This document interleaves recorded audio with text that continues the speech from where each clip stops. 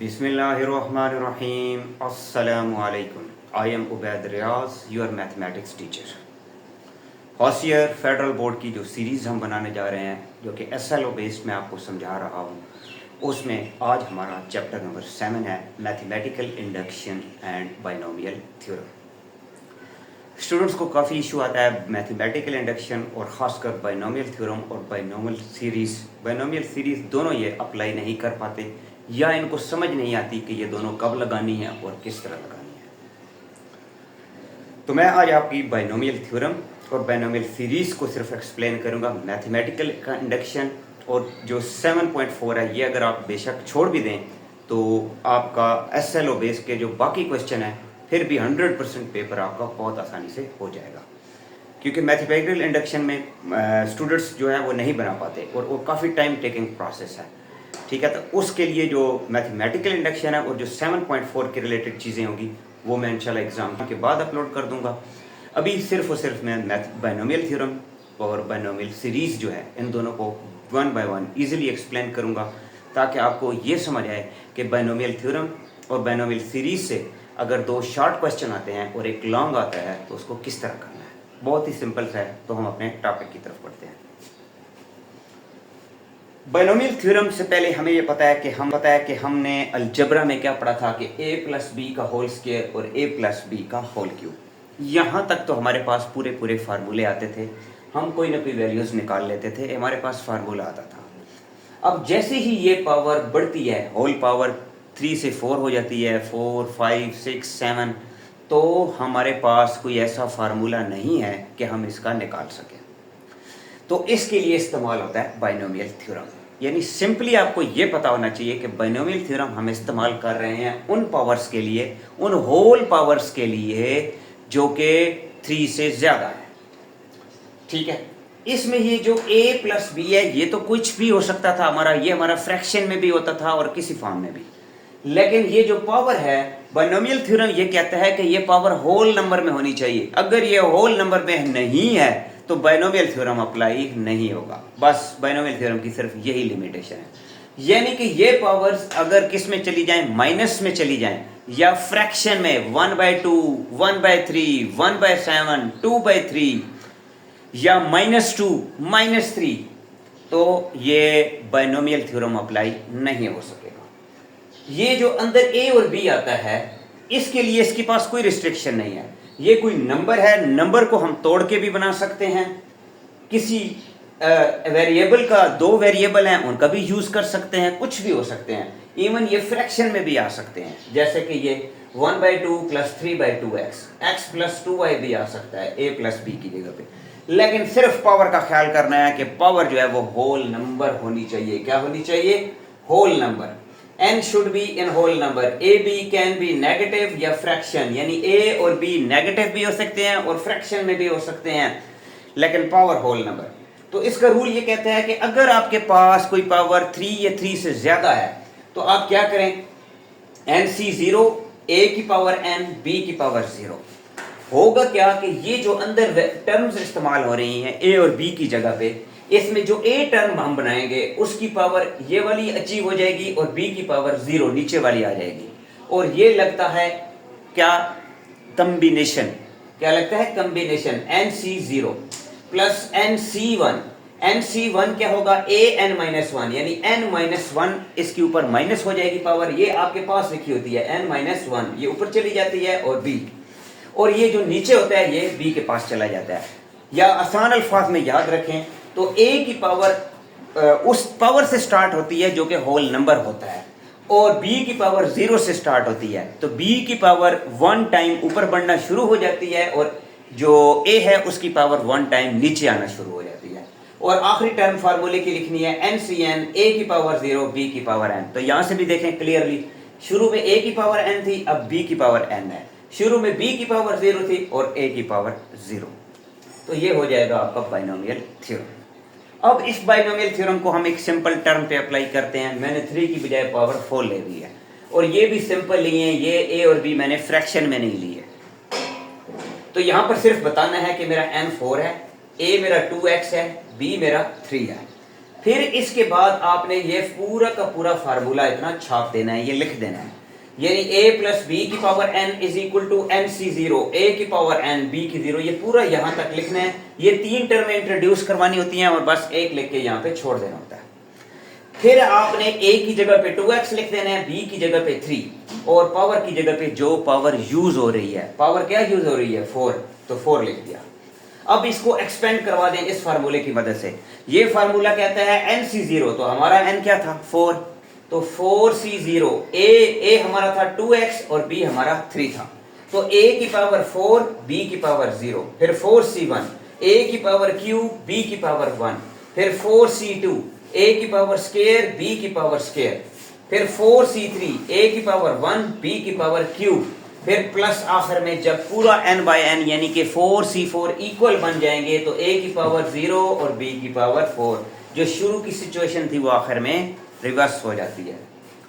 अब यहां पर सिर्फ आपको बात, अब स्टूडेंट्स हर टाइम कैलकुलेटर लगा के हर चीज उसमें ना एनसीआर में डाल देते हैं।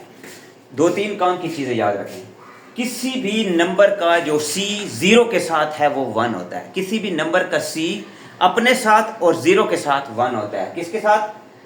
अपने साथ और 0 के साथ 1 होता है, यानी कि 99c 99 1 होगा। ठीक है, 99c 0 1 होगा, तो 401 4c4 1, एक तो ये 1 होता है। दूसरा, एक नंबर खुद कब होता है? खुद कब होता है कि जब उसका 1 के साथ हो। तो नंबर का c अगर 1 के साथ हो तो वो नंबर खुद होता है, और नंबर का c अपने से लेस देन के साथ हो। नंबर का c अपने से लेस देन यानी कि 9c8 डालो तो 9 आंसर आएगा, 9c1 डालोगे तो 9 आएगा। तो दो बस ये चीजें वैसे याद रख लें। कौन सी? एक नंबर का 0 के साथ 1 और नंबर का अपने साथ c 1। और नंबर खुद कब बनेगा? नंबर का c 1 के साथ और नंबर का c अपने से एक लेस नंबर के साथ हमेशा 1 ही होगा। ठीक है, तो इसमें आपको बार बार कैलकुलेटर डालने की जरूरत नहीं होती। 1 2 3 4 टर्मों के लिए आपको कैलकुलेटर की जरूरत ही नहीं पड़ती। तो ये देखिए जी, 4c0 1 होता है। मैंने इसलिए नहीं लिखा कि 1 हम लिखते ही नहीं होते। 1 तब लिखते होते हैं जब हमारे सारे ही 1 आ रहे हों। जब हमारे सारे 1 आ रहे हो तो फिर 1 लिखते हैं। इसके साथ 2x की पावर 4 था, इसको एक्सपेंड करें तो ये कैलकुलेटर में 2 डालें तो 16 आता है और x की पावर 4 उठा लेगा और खत्म। फिर जी 4c1 क्या होता है? 4 होता है। अभी मैंने बताया है कि नंबर का 1 के साथ जो c होता है वो 4 नंबर खुद होता है। अच्छा जी, 2 की पावर क्यूब 8 और x का क्यूब और मल्टीप्लाई, ये 3 की पावर 1 थी, ये 3 वैसे का वैसे लिख दिया, यानी कि एक स्टेप ये करना है। प्लस 4c2, ये बेशक कैलकुलेटर में डालो, ये क्या आता है जी 12 आता है। और 2x स्क्वायर खोलो तो 4x स्क्वायर मल्टीप्लाई 9। 4c3 ये फिर कैलकुलेटर में डालने की जरूरत नहीं है, नंबर का अपने से एक कम के साथ वो नंबर खुद होता है। तो क्या आ जाएगा 4 और 2x वैसे का वैसे और 3 की पावर 27। और आखिर में देखो 4c4 नंबर का अपने साथ c 1 होता है, लिखने की जरूरत नहीं है। 2x की पावर 0 1 होता है, लिखने की जरूरत नहीं है। और 3 की पावर 4 81। तो खत्म। अब सिर्फ इसको सिंप्लीफाई करना है और आपकी बाइनोमियल अप्लाई हो गई। अच्छा जी, ये तो 16x4 वैसे का वैसा रहेगा। 8 3 24 और 24 को 4 टाइम मल्टीप्लाई करें तो 96 x क्यूब प्लस 4 मल्टीप्लाई 9, तो ये बनता है 96 और 96 को 4 से मल्टीप्लाई करें तो 32 और प्लस 4 मल्टीप्लाई 2 मल्टी 27 करें तो 216x और प्लस 81। देखा है ये कितने स्टेप में बाइनोमियल थ्योरम खत्म हुआ। पहले स्टेप में आपके पास क्वेश्चन आया, आपने क्वेश्चन में देखा पावर होल नंबर थी तो करके थ्योरम लगा दिया। ठीक है, थ्योरम लिख दिया। दूसरा स्टेप, तीसरे स्टेप में ये जो वैल्यूज थी a और b और अपनी अपनी जगह पे लगा दी। तीसरा स्टेप। चौथा स्टेप, आपने उसकी जो वैल्यू की और जिस जिस जगह पे वैल्यूज आती थी, और 5वें स्टेप में ये क्वेश्चन खत्म। टोटल 5 स्टेप चाहिए इसको बाइनोमियल थ्योरम को अप्लाई करने के लिए, तो आपका क्वेश्चन हल हो गया। अब जी जरूरी तो नहीं कि हमारे पास पावर हमेशा होल नंबर ही आए, तो पावर तो नेगेटिव भी कभी आती है और कभी फ्रैक्शन में भी चली जाती है। जैसे 1/2 स्क्वायर रूट में आ जाती है, स्क्वायर 1/7 में आ जाती है। ठीक है, तो माइनस में भी चली जाती है। -1 होल नंबर होते हैं लेकिन माइनस लगा होता है, तो फिर क्या करेंगे? फिर जनाब हम बाइनोमियल सीरीज अप्लाई करेंगे। यानी दोनों में फर्क ही यही है, बस सिर्फ पावर देखनी है, पावर की बुनियाद पे फैसला कर देना है पावर किसके पास है। अगर पावर सही हुई, पॉजिटिव हुई, होल नंबर में हुई तो बायनोमियल थ्योरम, पावर फ्रैक्शन में चली गई या नेगेटिव चली गई तो बायनोमियल सीरीज। तो बायनोमियल सीरीज में क्या है, सिर्फ अंदर दो चीजों का ख्याल रखना है, पावर बस आई तो आ जाना है चुप करके बायनोमियल सीरीज पे, पावर्स इन नेगेटिव और इन फ्रैक्शन। और इसमें जो अंदर दो टर्में इस्तेमाल होती हैं, ये कहता है 1 प्लस एक्स की पावर n, इस तरह की टर्म बनानी है आपने, इस तरह की टर्म, ये इक्वल होगी 1 प्लस पावर इस अंदर वाले x से मल्टीप्लाई हो जाएगी, नीचे 1 का factorial plus n into n minus 1, n multiply होगा अपने से एक कम के साथ और डिवाइडेड बाय 2 का फैक्टोरियल, और ये जो x है ये स्क्वायर में इसके साथ मल्टीप्लाई हो जाएगा, प्लस अगली टर्म अगर फाइंड करनी है तो n मल्टीप्लाई होगा अपने से एक लेस n माइनस 1 और फिर अपनी से एक और लेस n माइनस 2 के साथ और डिवाइडेड बाय 3 का फैक्टोरियल, और ये जो x है ये क्यूब में चला जाएगा। इस तरह ये टर्म्स आगे एक्सपेंड होगी। अगर अगली लिखेंगे x की पावर 4 तो क्या होगी n into n minus 1 n minus 2, तो क्या बचता है आप मल्टीप्लाई में n माइनस 3, नीचे n माइनस 3 और नीचे 3 की बजाय 4 फैक्टोरियल और x की पावर 4। तो ये अप टू इन्फिनिटी ऐसे ही चलता रहेगा, उसमें कोई इन्फिनिट नहीं है, उसमें n c n आखिरी टर्म खत्म, इसमें कोई आखिरी टर्म नहीं है, ये कंटिन्यू है। अब इसमें सिर्फ जो पावर को तो छोड़ देना है, पावर तो जो आ गई नेगेटिव आ गई तो वो तो बायनोमियल थ्योरम लग ही नहीं सकता। इसमें अब अंदर आपने चीजें क्या बनानी होती हैं, आपने जो x है ये लेस देन 1 करना होता है, x को लेस देन 1, और पहली जगह पे आपका 1 होना चाहिए, इस जगह पे 1 और हमेशा, और अंदर लेस देन 1, ये वाली जो टर्म है x वाली ये क्या है, ये लेस देन 1 होनी चाहिए। तो इसका क्या तरीका कार है कि अगर एक क्वेश्चन आ जाए जिसमें शुरू में तो 1 ही ना हो तो फिर क्या करेंगे, ये देखें जैसे 3 माइनस एक्स, इसमें प्लस भी नहीं है बीच में और माइनस है, तो फिर क्या करेंगे 3 को कॉमन ले लेंगे। 3 को आप कहेंगे सर ये तो पावर में पहली दफा कॉमन सुना है, जी इसी तरह ही होता है, ठीक है। 3 ये क्या करेगा, ये पावर भी अपने साथ अपने हिस्सा अपना पार्ट अपनी पार्टनरशिप साथ लेके जाएगा। 3 की पावर माइनस 2, ये माइन पावर समेत बाहर किया तो इधर 3 डिवाइडेड बाय 3 1, और ये x के साथ भी जाके डिवाइड हो जाएगा, और ये माइनस एक्स बाई 3 हम सेपरेट कर लेंगे और दरमियान में प्लस इंट्रोड्यूस करवा देंगे, 1 plus x 1 plus x, x की जगह पे कुछ भी आ सकता है। जिस तरीके से अलजबरा में जब a और प्लस b होता था तो उसकी जगह पे कुछ भी आ सकता था, 1/2 भी आता था, 3/2 भी आता था, कुछ आता था। तो similarly 1 plus minus x by 3 बन गया, तो ये आपका x बन जाएगा और ये 1 आ गया, और होल पावर -2 ही रहेगी। इसके पास अपनी पावर रहती है, ये सिर्फ अंदर वाला अपनी पावर लेके बाहर निकल जाता है। सिंपल आपने यही करना है। इस तरह का कोई भी क्वेश्चन आए, पावर ये अंदर वाले टर्म उठाओ, बाहर ले जाओ, उसकी पावर भी बाहर ले जाओ, इधर 1 इंट्रोड्यूस करवा दो, जो बाहर लेके गए हो वो नीचे डिनोमिनेटर में ले जाओ x के साथ, तो वो आपका x बन जाएगा। अब सिर्फ थोड़ा सा सिंप्लीफाई करें, अगर ये नेगेटिव है तो इसको नीचे ले आए डिनोमिनेटर में, 1 की पावर 3 का स्क्वायर जो कि 1/9 बन जाएगा, और उस टर्म को कोई नहीं छेड़ना। अब इस पे बाइनोमियल सीरीज लगानी है, तो पहला स्टेप क्या होगा, बाइनोमियल सीरीज ये लिखनी है इंफिनिटी तक, यहां तक 3 या 4 टर्में लिखो, और लिखने के बाद अगला स्टेप आप क्या लिखो कि 1/9 मेरे पास एक सेपरेट चीज आई है, तो 1/9 बार में लिखो 1 plus minus x by 3 whole power -2 is equal to 1/9। ये 1/9 उस सीरीज के उस फार्मूले को भी देना है, दोनों तरफ देना है। जो चीज आपने इधर से कॉमन ली है वो इधर भी आएगी और इधर भी जाएगी, तो ये बाहर रहेगा, और अंदर वाले पे एक्सपेंशन ये वाली जो है सीरीज अप्लाई कर दो। सीरीज अप्लाई करें तो क्या कहता है 1, तो 1 की जगह पे 1 ही आएगा।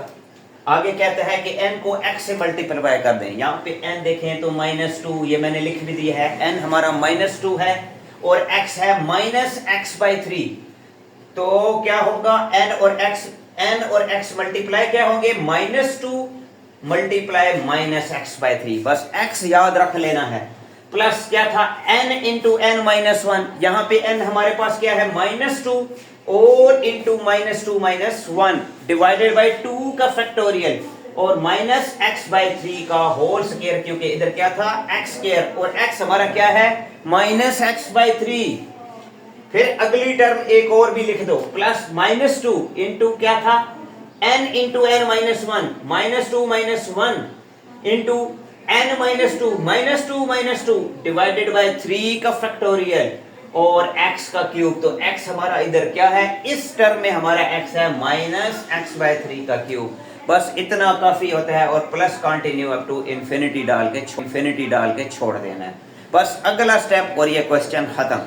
अब इसी तरीके से ये 1/9 एज ए वॉचमैन के तौर पे बाहर आता रहेगा, बस इसको बाहर छोड़ देना है। अब 1 की जगह पे तो और कुछ नहीं हो सकता, 1 ही आएगा। इनको मल्टीप्लाई कराना है, अगर सिंपल मल्टीप्लाई नहीं आता तो फिलहाल x को इग्नोर कर दिया करो। कैलकुलेटर उठाओ, -2 मल्टीप्लाई -1/3। जिनकी सिंबल्स बहुत वीक हैं, जिनको समझ नहीं आती कि माइनस माइनस प्लस होता है, ये माइनस किस तरह लगाना है, ये चुप करके कैलकुलेटर की ब्रैकेट लगाए, -2 डाले, मल्टीप्लाई -1/3 डाले, खुद ब खुद आंसर आ जाएगा। क्या आ जाएगा 2/3 और x को साथ में वैसे लिख दो।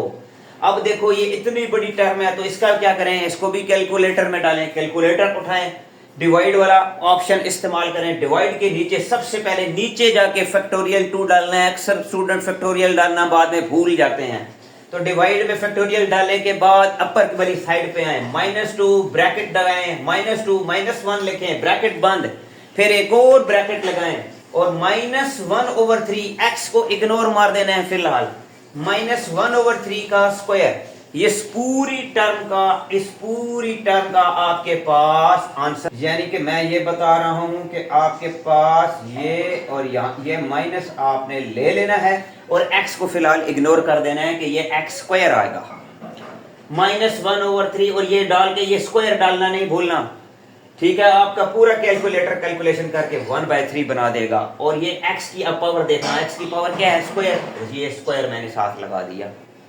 अब जी आपने ये वाली पूरी टर्म इसी तरीके से माइनस समेत ऐसे उठानी है, कैलकुलेटर में ले जानी है।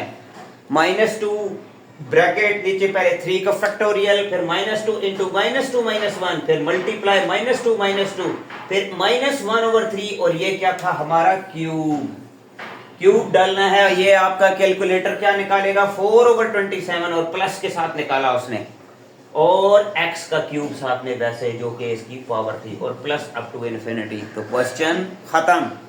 तो ये कितने स्टेप में हुआ, पहले स्टेप में हमने क्वेश्चन को देखा कि ठीक है क्या शुरू में 1 आ रहा है, नहीं आ रहा, चलें लेट से हम कहते हैं उसमें 1 नहीं है, तो हमने अगला स्टेप कॉमन लिया।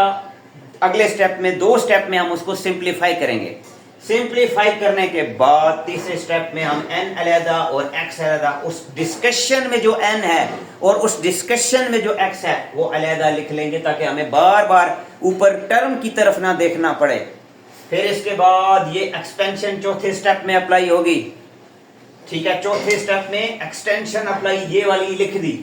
5वां स्टेप क्या होगा, 5वें स्टेप में जिधर x है उधर जो हमारी डिस्कशन वाला x है वो लग जाएगा और जिधर n है उधर हमारी डिस्कशन वाला n लग जाएगा। पूरी सीरीज में लगाने के बाद 5वें स्टेप में हम क्या करेंगे, ये सारी चीजें कैलकुलेटर में डाल के कैलकुलेट करेंगे और 5 से 6 स्टेप में जिस तरह बाइनोमियल थ्योरम खत्म हुआ था बाइनोमियल सीरीज भी खत्म। अब मेरे ख्याल में कोई इशू नहीं है, आपको सिर्फ याद रखना है बाइनोमियल थ्योरम तब इस्तेमाल होगा पावर में जब क्या चीज आएगी, होल नंबर 1 2 3 4 5 ये सारी पॉजिटिव वैल्यूज। जैसे ही पावर फ्रैक्शन में चली गई या जैसे ही पावर नेगेटिव तो हम सीधा बाइनोमियल सीरीज की तरफ बढ़ जाएंगे। पेपर में वो यही लिखेगा अप्लाई बाइनोमियल थ्योरम, ये सिर्फ डराने के लिए होता है, आपने लगानी बाइनोमियल सीरीज ही होती है क्या अगर पावर फ्रैक्शन में चली जाए, ठीक है। तो और से बात समझ आई, उम्मीद है आपको समझ आई होगी। अब इनका एक केस छोटा सा इकट्ठा मैं दोनों का डिस्कस करता हूँ, आपको बिल्कुल समझ आ जाएगी कि वो पेपर में आपके साथ क्या कुछ कर सकता है। तो हम मूव करते हैं सिर्फ एक एग्जाम्पल की तरफ। सिंपल एग्जाम्पल है, हो सकता है एग्जाम में इस तरह की चीज़ें आ जाती हैं। हो सकता है कि वो आपको क्या करे, 2 पार्ट उठा के दे दे, एक बाइनोमियल थ्योरम एक बाइनोमियल सीरीज। एक पे बाइनोमियल थ्योरम लग रहा होगा, एक पे सीरीज। लेकिन सवाल ऐसे होंगे कि आप उनको देख के ही परेशान हो जाएंगे कि भाई इस पे तो लगनी ही बाइनोमियल सीरीज चाहिए थी। जैसे कि क्या लिखा हुआ है 1 + x की पावर 4। इधर देखें 1 - x की पावर -1/2। आप तो कंफ्यूजन में पड़ जाएंगे, पावर्स तो आपने देखनी ही नहीं है। पावर्स आप जब देखेंगे तो खुद ब खुद आपको अंदाजा हो जाएगा। आप कहेंगे ये भी 1 से स्टार्ट है, ये भी 1 से स्टार्ट है। ये तो भाई बाइनोमियल सीरीज में होता है कि 1 से स्टार्ट होती हैं। भाई बाइनोमियल थ्योरम ने कब कहा है कि मेरा अंदर जो a है वो 1 नहीं हो सकता? उसने कब कहा है कि b 1 नहीं हो सकता? तो बाइनोमियल थ्योरम में जो a और b टर्म है वो कुछ भी हो सकती हैं। उसने तो अंदर वाली चीजों पे तो कैद ही नहीं रखी। a भी 1 हो सकता है, b भी 1 हो सकता है, कुछ भी हो सकते हैं ये तो इस टर्म की वजह से कि ये भी 1 से स्टार्ट है, वो भी 1 से स्टार्ट है, तो यहाँ पे तो दोनों पे बाइनोमियल सीरीज लगनी चाहिए थे। ऐसा नहीं है। इसकी होल पावर देखें क्या है, होल नंबर 4। उसकी पावर देखें -1/2। तो क्लियरली पता चल रहा है कि ये बाइनोमियल सीरीज लगनी है और इस पे बाइनोमियल थ्योरम लगना है। पेपर में वो इस तरह की एक्सप्रेशंस देते हैं कि स्टूडेंट्स परेशान होकर चुप करके दोनों पे बाइनोमियल सीरीज लगा के आ जाते हैं और 0 मार्क्स या आधे मार्क्स। तो ख्याल रखना है, पावर जब भी होल है तो अंदर वो जो भी बकवास लिख रहा है लिखने दो उसको। आपने बाइनोमियल थ्योरम ही लगाना है। और क्वेश्चन वो मजे की बात है, ये लिखता है कि एक्सपेंड करें बाय यूजिंग बाइनोमियल थ्योरम, और एक नहीं दोनों क्वेश्चन ऐसे ही लिखे होंगे। तो आपने उस पर घबराना नहीं है, आपने सिर्फ रूल याद रखना है, पावर होल नंबर तो थ्योरम ही लगेगा, जो मर्जी वो अंदर कहता रहे। पावर माइनस जो वो मर्जी कहता रहे, बाइनोमियल सीरीज ही लगेगी।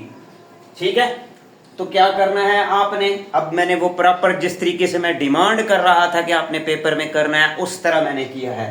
आपने इसको देखते हुए अंदाजा लगा लिया कि ये बाइनोमियल थ्योरम लगेगा।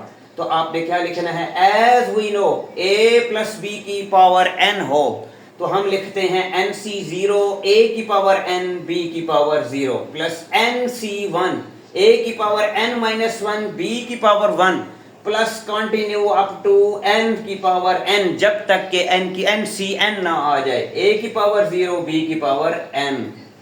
ये लिखने के बाद आपने डिस्क्राइब करना है जो मेरे पास जो चीज आपने दी है उसमें a 1 है और b + x है।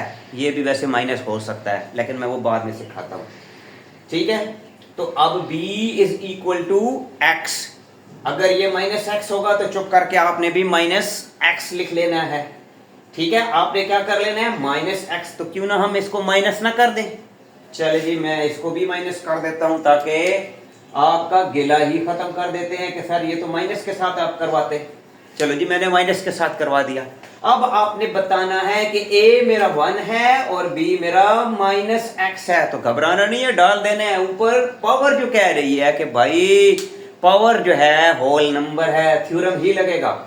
तो a1 और b -x और n 4, तो क्या लगेगा, एज पर रूल 4c0 1 की पावर 4, क्योंकि a क्या था 1 और b क्या है -x, तो -x की पावर 0 प्लस अगली टर्म क्या होती है 4c1। ये इस तरह बढ़ते बढ़ते अपनी टर्म तक जाता है 4c1।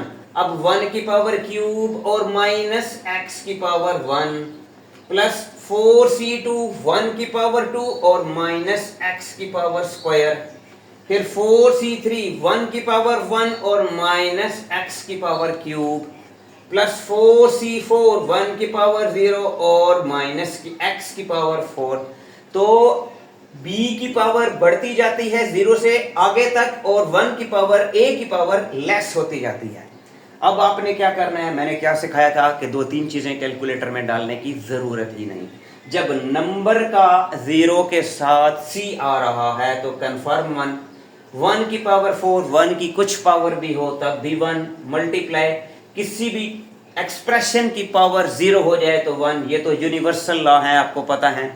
1 × 1 × 1 मैंने इन तीनों की जगह पे लिख दिया प्लस 4c1। नंबर का 1 के साथ c नंबर खुद होता है, नंबर खुद का खुद लिख दिया मल्टीप्लाई 1 की पावर क्यूब, ये 1 की पावर कुछ भी हो 1 ही होता है, -x की पावर 1 तो ये यहां पर क्या बन जाएगी, माइनस एक्स बन जाएगा। ये क्या बन जाएगा, माइनस एक्स प्लस 4c, ये बेशक कैलकुलेटर में डाल देना, क्या होता है 12 मल्टीप्लाई 1 की पावर 2 1 ही होती है, मल्टीप्लाई माइनस एक्स की पावर 2, ये तो प्लस एक्स स्क्वायर बन जाता है, क्योंकि पावर इवन हो तो अंदर माइनस पावर भी हो तो वो क्या बन जाती है, पॉजिटिव, प्लस 4 नंबर का अपने से लेस नंबर के साथ क्या आ जाए, अगर c आ जाए, कॉम्बिनेशन आ जाए, तो वो नंबर तब खुद होता है, तो मैंने नहीं निकाला।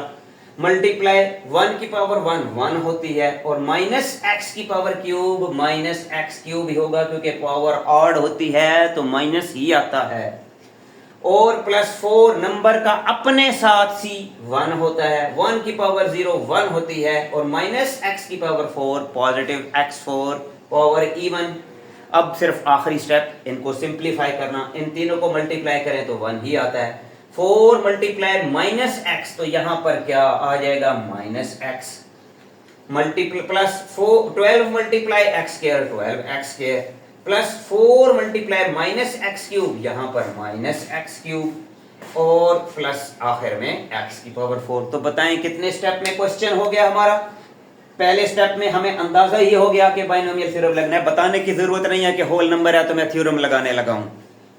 अगर वो पूछे कि थ्योरम क्यों लगेगा तो फिर बता देना है, जरूरत नहीं है। आपने थ्योरम अप्लाई किया, अगले स्टेप में आपने बताया कि मेरे पास जो डिस्कशन में आपने दिया है उसमें ए क्या है और मेरा बी क्या है।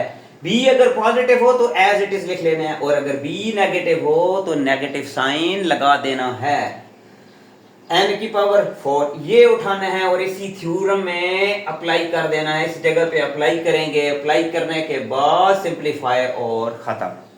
अब यही काम, इस तरह का ही क्वेश्चन हम सीरीज में करने जा रहे हैं। सीरीज में 1 माइनस एक्स माइनस 1/2 पावर से ही पता चल गया कि ये तो सीरीज लगनी है, थ्योरम नहीं लगना। तो आपने एज वी नो अब सीरीज से स्टार्ट लेना है, बताने की जरूरत नहीं कि पावर फ्रैक्शन में है या नेगेटिव में है, तो मैं सीरीज लगा रहा हूं।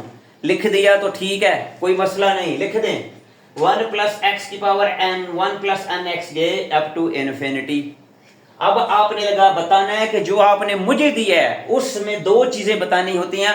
बाइनोमियल थ्योरम में 3 चीजें बतानी होती हैं, यहां पर 2 चीजें बतानी होती हैं। एक x बताना होता है और एक n।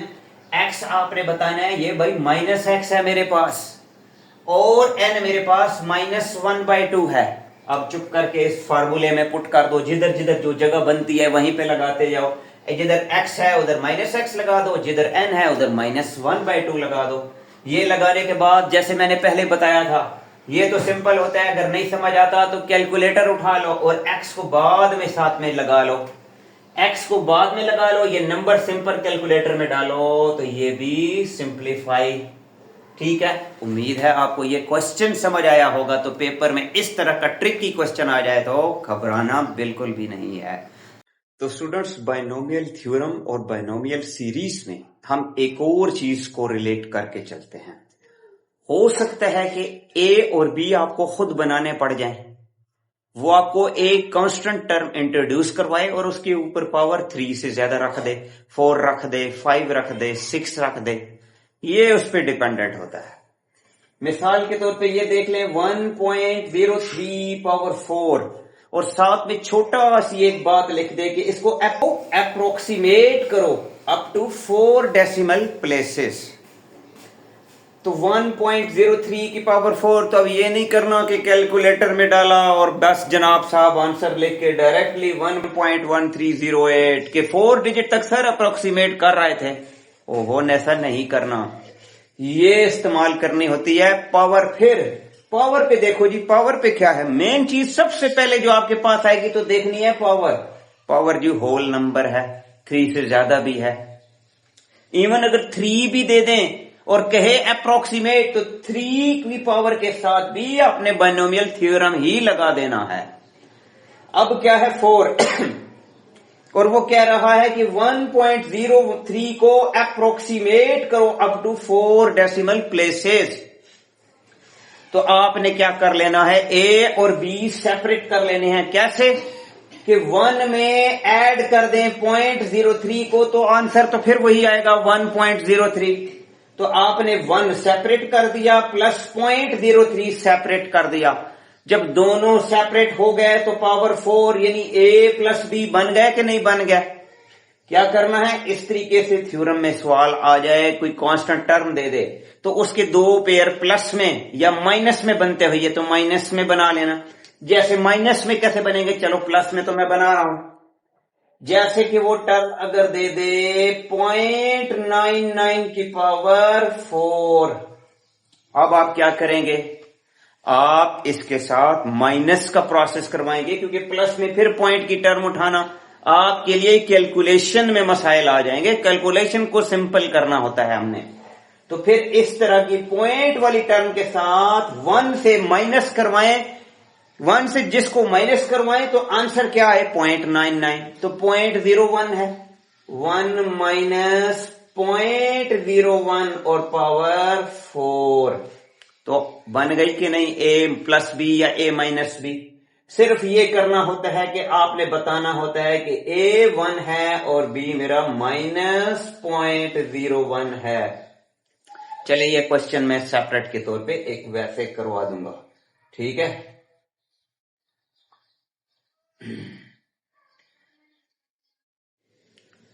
तो 1.03 की पावर 4 को हमने क्या किया, दो पेयर में डिवाइड कर लिया, a plus b. a plus b क्या, 1 प्लस 0.03। 1 में इसलिए लेके जाते हैं कि कैलकुलेशंस हमारी मजीद सिंपल हो जाएं।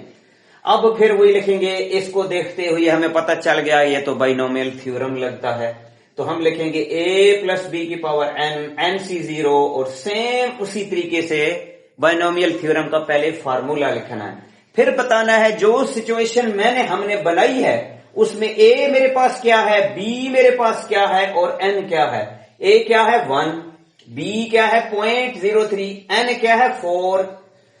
तो अब a प्लस बी की पावर 4 को इसके मुताबिक इसी फार्मूले में एडजस्ट कर देना है।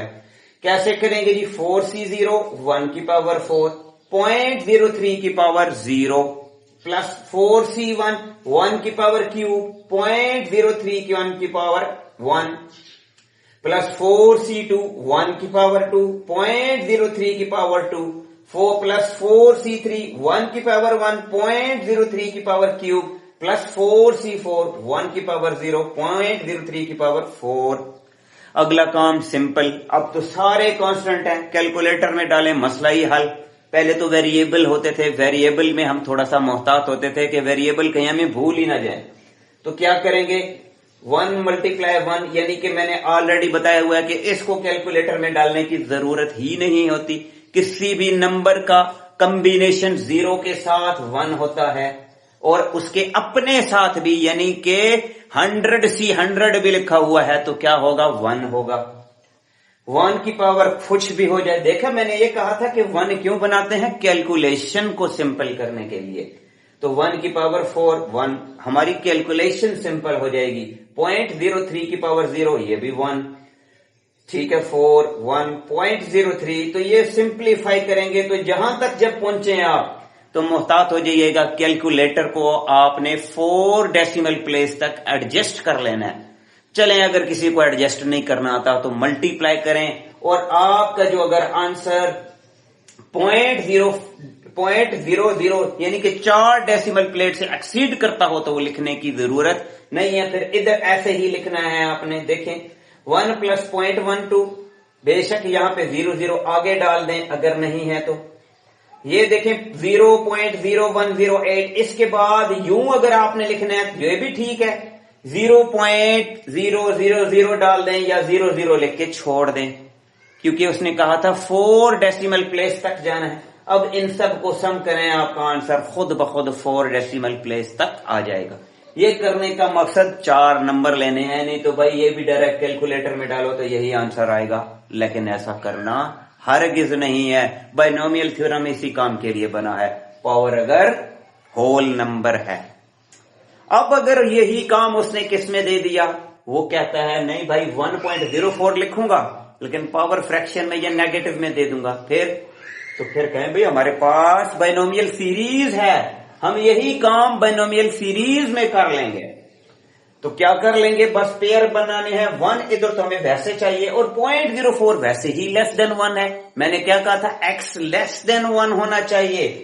तो ये बन गया 0.01 प्लस 0.04 सिमिलर, ठीक है। As we know 1 plus x की पावर n, वही उसी तरीके से पूरा फार्मूला इन्फिनिटी तक लिख देना है। फिर बेशक 2 या 3 टर्म तक, इवन 1 2 3 यहां तक भी अगर अप्लाई करके बाकियों को छोड़ दो तब भी ठीक है। हम अब क्योंकि दोनों नंबर कांस्टेंट हैं इसलिए वेरिएबल होते तो फिर हम आगे इन्फिनिटी तक जाते, ठीक है। तो उसने अप्रोक्सीमेट भी 4 डेसिमल प्लेस तक मांगा है। यहां से आगे बढ़ेंगे तो आप खुद देख लेना, सारे 0 होना शुरू हो जाएंगे 4 डेसिमल प्लेस तक। तो कैलकुलेटर को 4 डेसिमल प्लेस तक सेट करना है, वैल्यूज पुट करानी है और बताना है कि x में रखा है 0.04, n क्या है 1/2। इसी फार्मूले में पुट करवा देना है, एक दफा बताना है कि जी इन्फिनिटी तक मैं पुट करवा रहा हूं। अगले स्टेप में देखें 1 प्लस 0.020, सारी वैल्यू, अब तो x की नौबत ही नहीं आएगी, सारा का सारा उठाओ कैलकुलेटर में डालो, कैलकुलेटर बोल पड़ेगा 0.0200 प्लस 0.001। देखें मैं ये हूं जैसे क्यूब के पास पहुंचा हूं और 4 डेसिमल प्लेस तक सेट किया तो मेरा आंसर क्या आया 0.0। इसका मतलब है क्यूब के बाद क्यूब में जाना ही नहीं है, आप स्क्वायर तक बस उसको एक्सपेंड करवाएं, इनको सिंपल सम अप करें, आपका 4 डेसिमल प्लेस फ्रैक्शन वाला भी निकल आएगा। उम्मीद है बात क्लियर होती जा रही है आपको। Binomial theorem, binomial series, question किस नोयत के आने हैं और किस तरह की बातें पूछी जा सकती हैं, दोनों क्लियर हो रहे हैं कि नहीं हो रहे। हम अब मूव करते हैं इनके अगले टॉपिक्स की तरफ। तो हम क्या करते हैं कि जरा 1 से निचली कुछ टर्में इंट्रोड्यूस करवाते हैं। 1.04, 1.0, ये तो काफी हो गया। अब हम क्या करते हैं, इससे कम वाली टर्म इंट्रोड्यूस करवा के देखते हैं। 0.99 की पावर 4, पावर 4 चूंकि छोटा है, ये छोटी जगह पे हो जाता है तो इसलिए मैं 4 ही ले रहा हूं। तो अब आप इसमें तो 1 प्लस नहीं करवा सकते, 0.99 कब आएगा कि 1 में से क्या सब्ट्रैक्ट करवाएं। अब फिर पूछेंगे सर 1 ही को क्यों बेंचमार्क बना लिया आपने, 1 की आगे पावर स्क्वायर में लेनी, क्यूब में लेनी, थोड़ी सी आसान हो जाती है, कम से कम एक चीज तो आसान रखें, इसलिए 1 को बेंचमार्क बना लिया जाता है। तो 1 में ऐसा क्या माइनस करें कि 0.99 आए, तो 0.01। सिमिलरली 0.70 दे दे तो 1 में से ऐसा क्या माइनस करवाएं कि 0.70 आ जाए, तो 1 माइनस 0.30। ठीक है, तो ये कम से कम आपको पता होना चाहिए कि हमने लेके क्या आना है, क्योंकि ए और बी पे कोई फिक्सेशन तो है नहीं कि ए कुछ भी हो सकता है, बी कुछ भी, दोनों कांस्टेंट भी तो हो सकते हैं।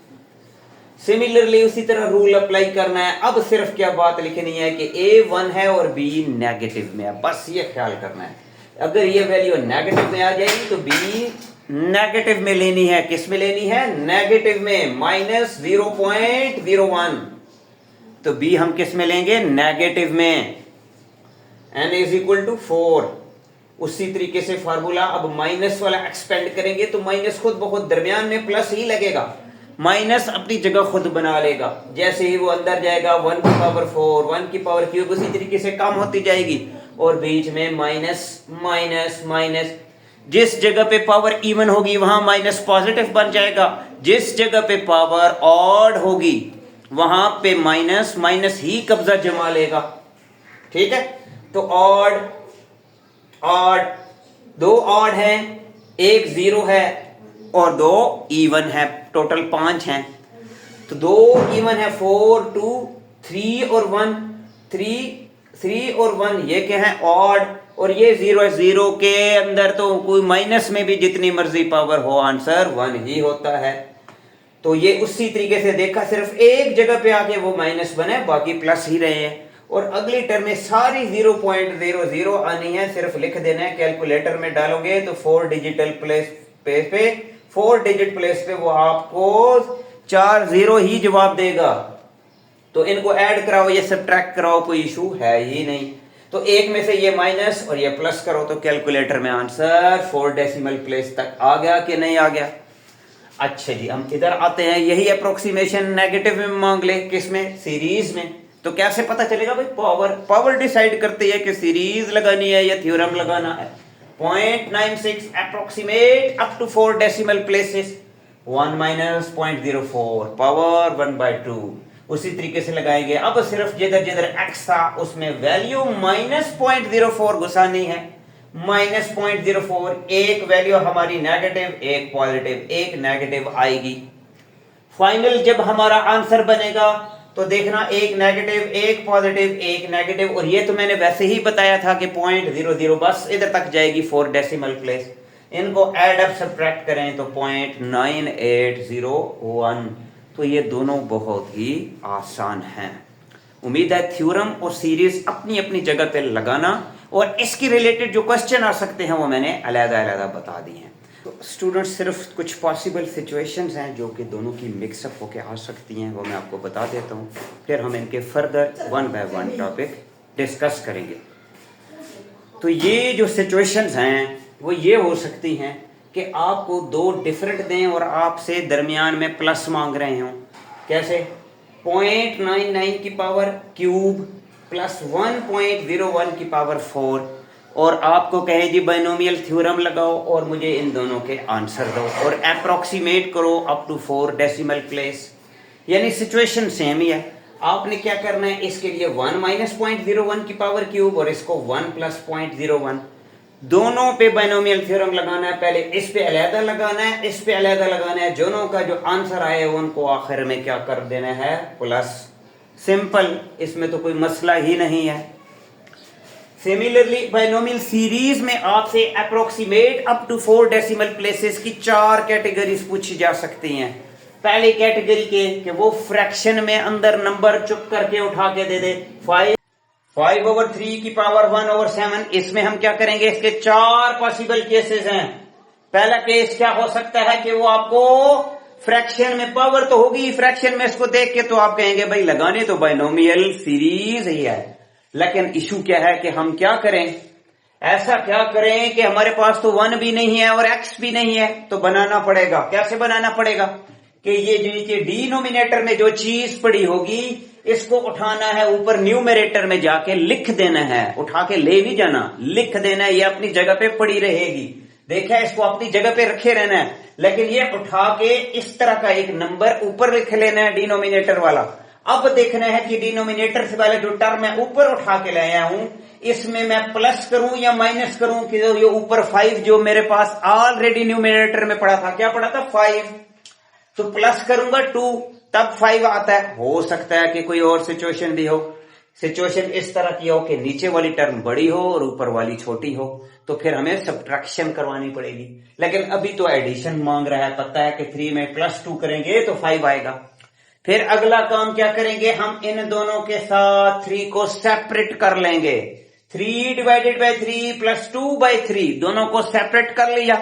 सेपरेट करने के बाद 3/3 क्या हो जाएगा, 1 बन गया कि नहीं, 1 प्लस 2/3, 2/3 कैलकुलेटर में डालो तो क्या आंसर निकलेगा, पॉइंट में आएगा कि नहीं। मैंने क्या कहा था कि लेस देन 1 होना चाहिए x, तो आपने बताना है x = 2/3 प्लस में है और n 1/7 है। हमने इसको 1 + x के इक्वल बना लिया कि नहीं बना लिया, बना लिया।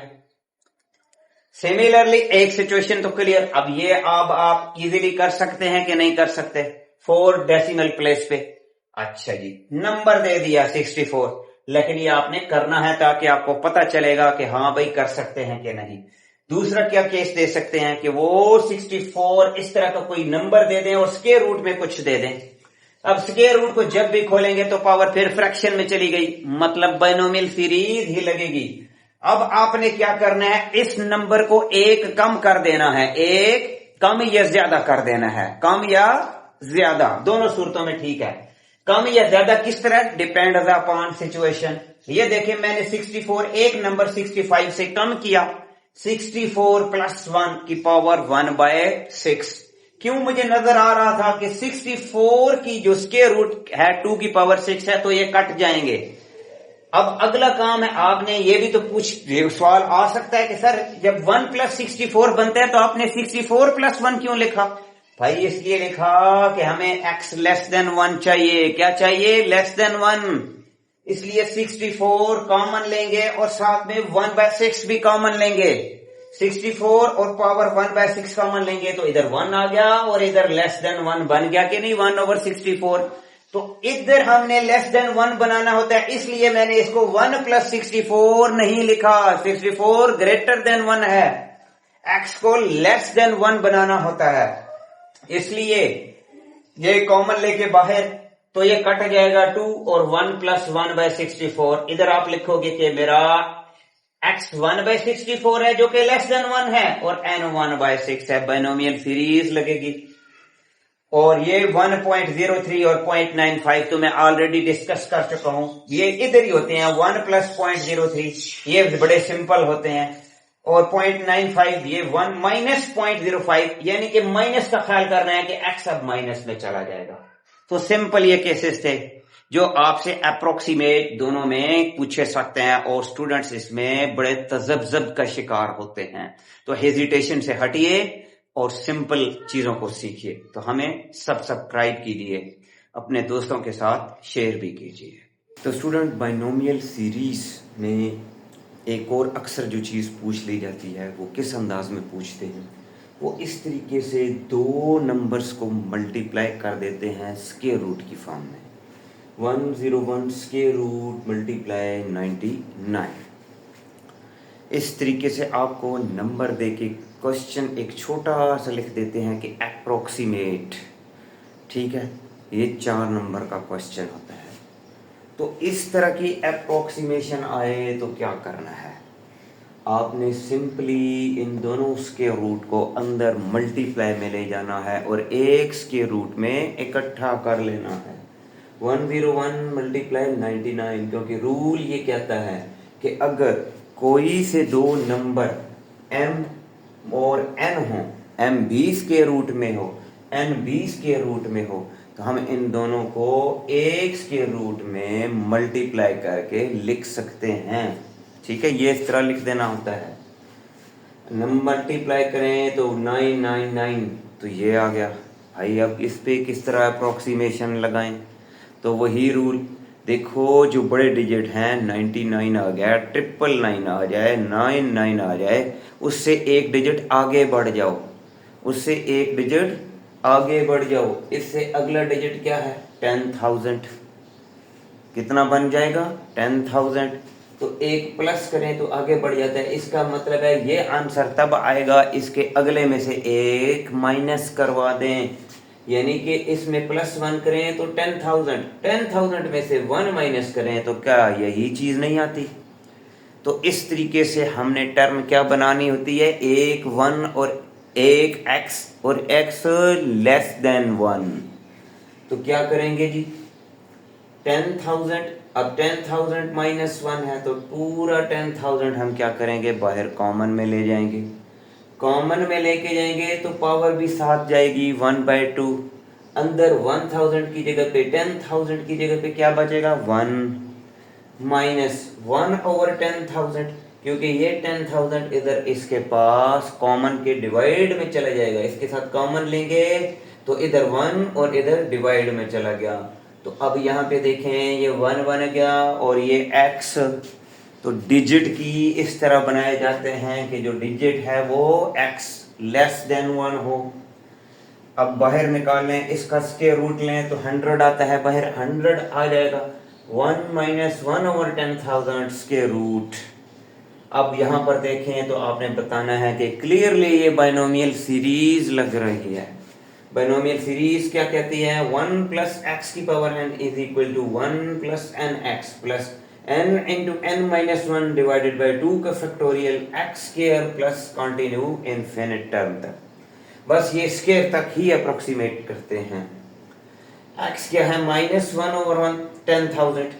n क्या है? 1/2। बस इसी क्वेश्चन में पुट करवा दो। ये जो 100 हमने बाहर कॉमन लिया है ये भी बाहर आएगा। ये इसी तरीके से शिफ्ट होता है बाइनोमियल के साथ, इधर भी आएगा और इधर भी 100 एज ए कॉमन के तौर पे बाहर आता रहेगा। अंदर मल्टीप्लाई में ये सीरीज लगेगी, ये वाली जो 1 + वन प्लस एन क्या है 1/2 और minus 1/10,000 plus 1/2 into 1/2 minus 1 divided by 2 का फैक्टोरियल माइनस 1/10,000 का स्क्वायर।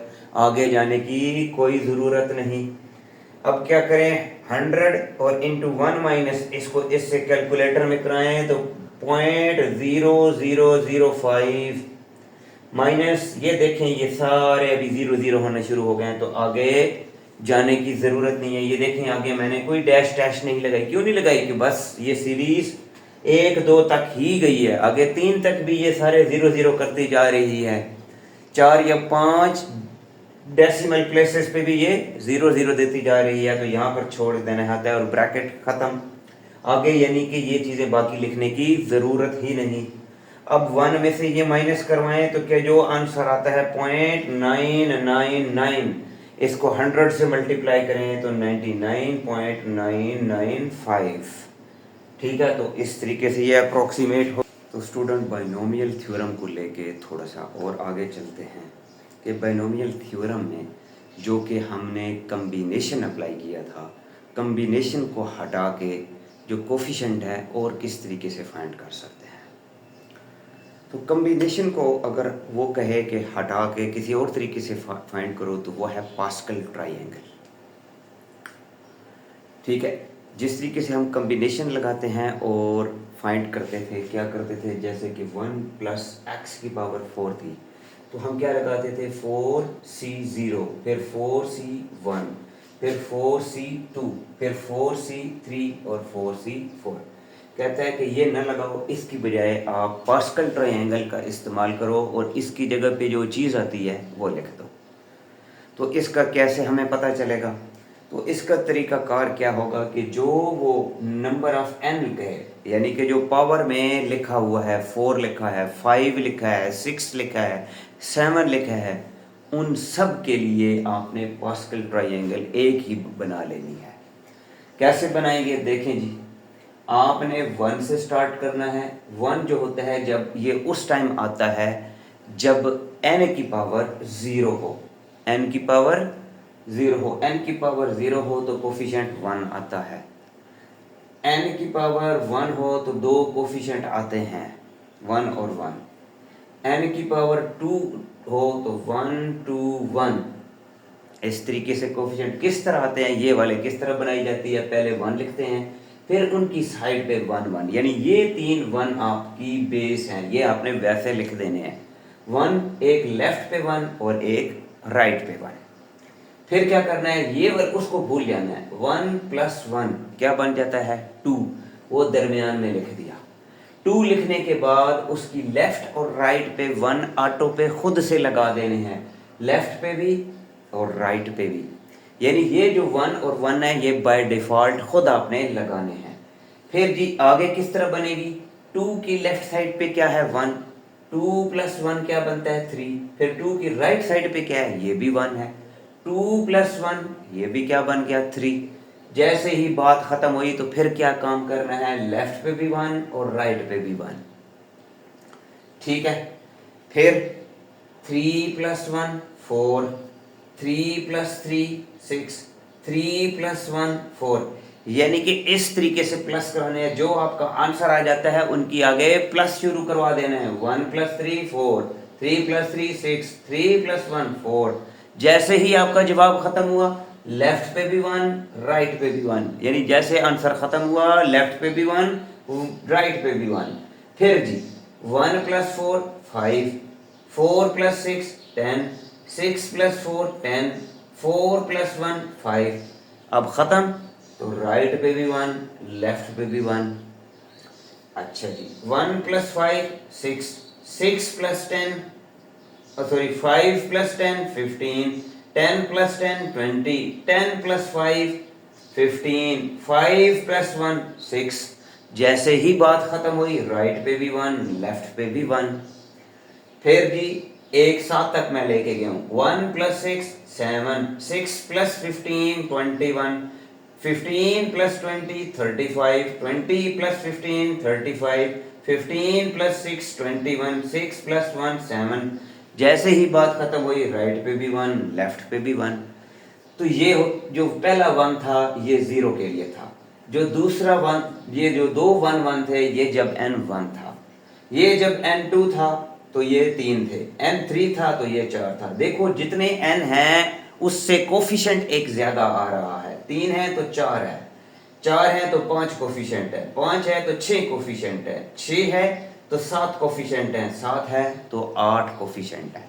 अब पास्कल ट्रायंगल बड़ी इंटरेस्टेड चीज है, ये दो जगह पे हमें हेल्प करवा रही है। एक जगह पे तो ये हमें हेल्प करवाएगी कि हमें जो ये लगाते थे ये वाला काम खत्म, इसकी जगह पे लगाएंगे, लेकिन तब लगाएंगे जब वो क्वेश्चन में मेंशन करेगा कि यूजिंग पास्कल ट्रायंगल ये निकाल के दो। जैसे ये क्या लिखा है उसने, यूजिंग पास्कल ट्रायंगल एक्सपेंड करें 1 प्लस एक्स की पावर 4 को।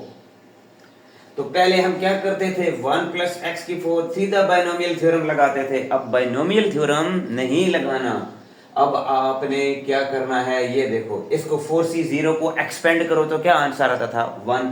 आपने सीधा पास्कल ट्रायंगल बना लेनी है, पास्कल ट्रायंगल पे आके जिधर n की पावर 4 है वो लाइन पकड़ लेनी है, ठीक है। n की इज इक्वल टू 4 में कौन सी लाइन आ रही है, ये वाली लाइन पकड़ ली हमने।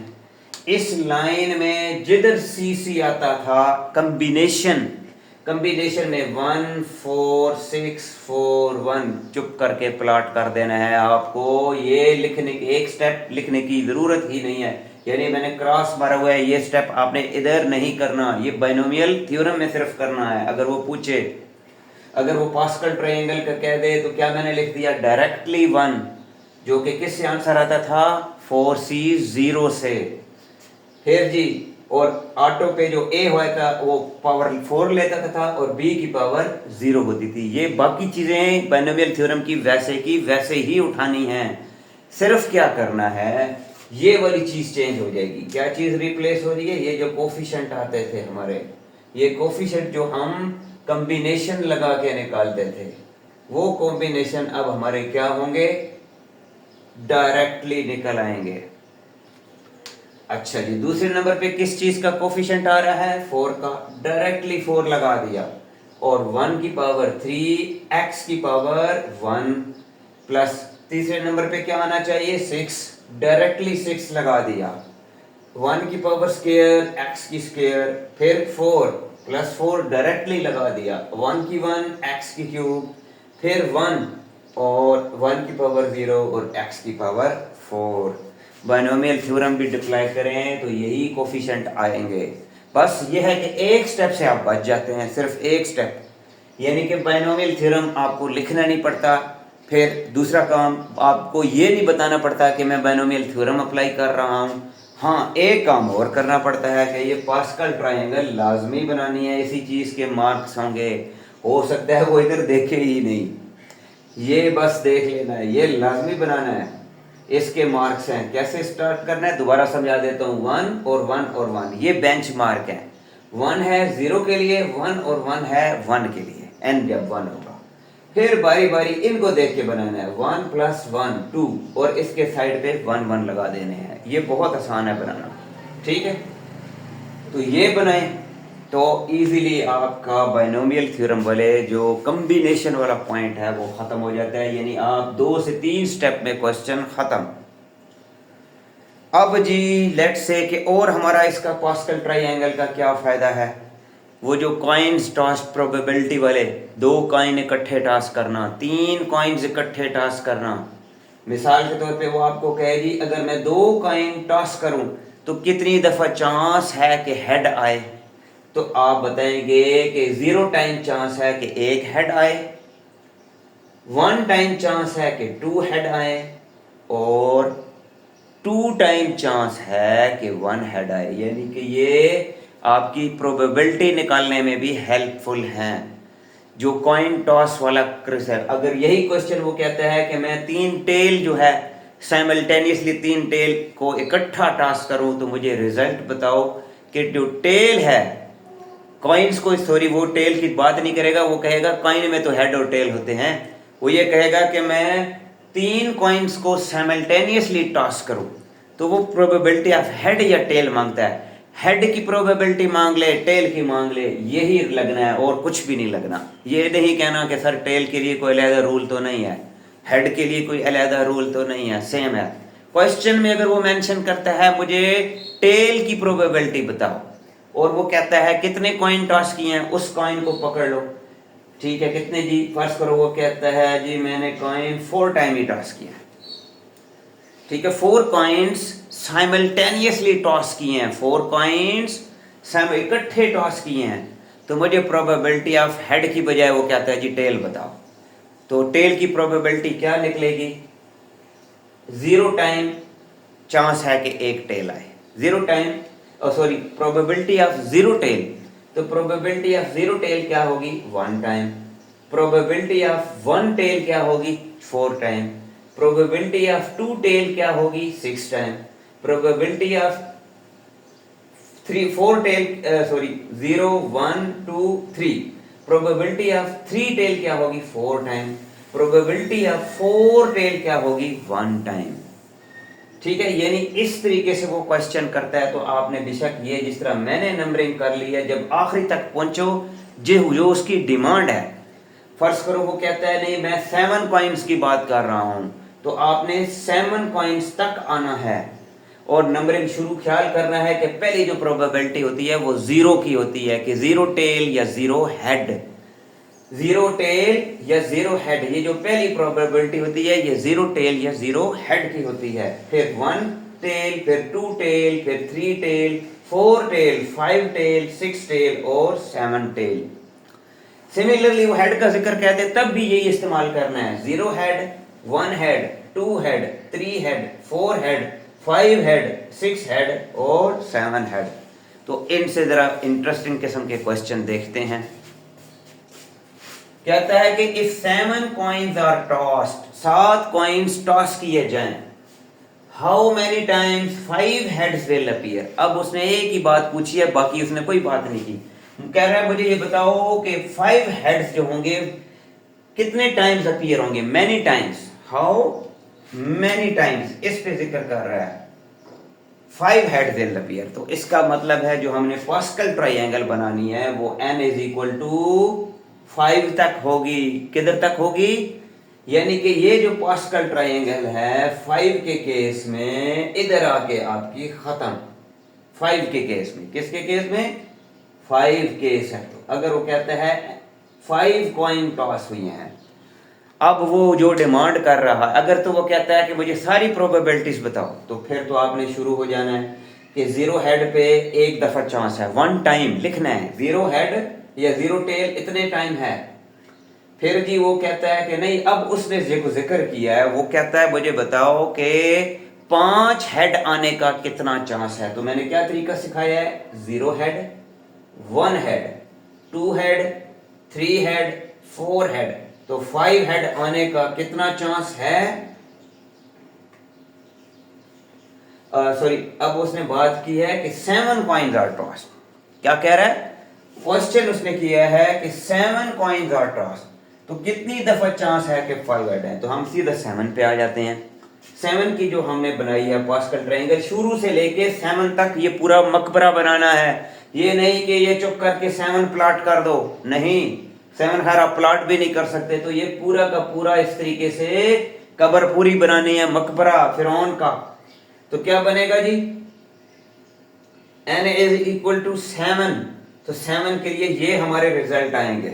अब उसने बात की है प्रोबेबिलिटी ऑफ कि 5 हेड्स कितने टाइम आएंगे। तो 5 हेड्स के सामने ऊपर क्या लिखा हुआ है, 21 टाइम्स आएंगे।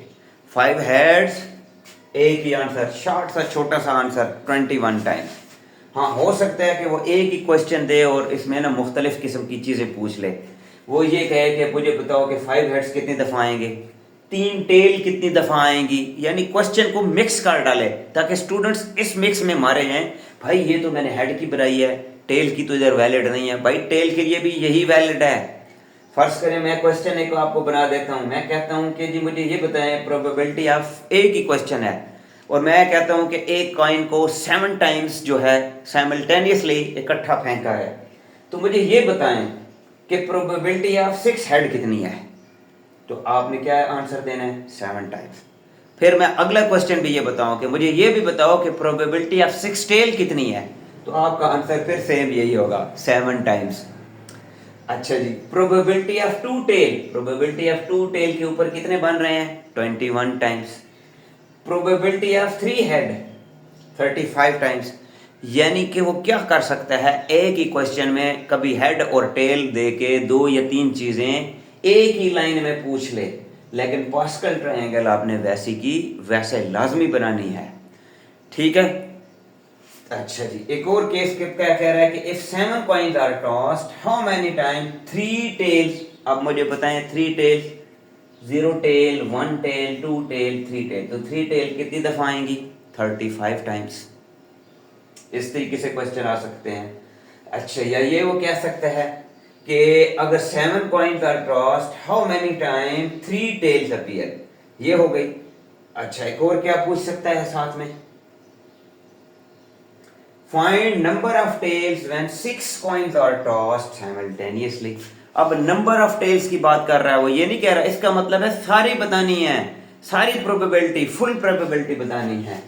तो आपकी पास्कल ट्रायंगल किधर तक आएगी, फिर ऊपर से लेके 6 नंबर तक आएगी। किधर तक 6 नंबर तक, 6 नंबर तक आएंगे। आप लिखेंगे probability of 0 tail 1 time, probability of 1 tail 6 time, probability of 2 tail, यानी पी लिख दिया करो, पी का मतलब प्रोबेबिलिटी ही होता है।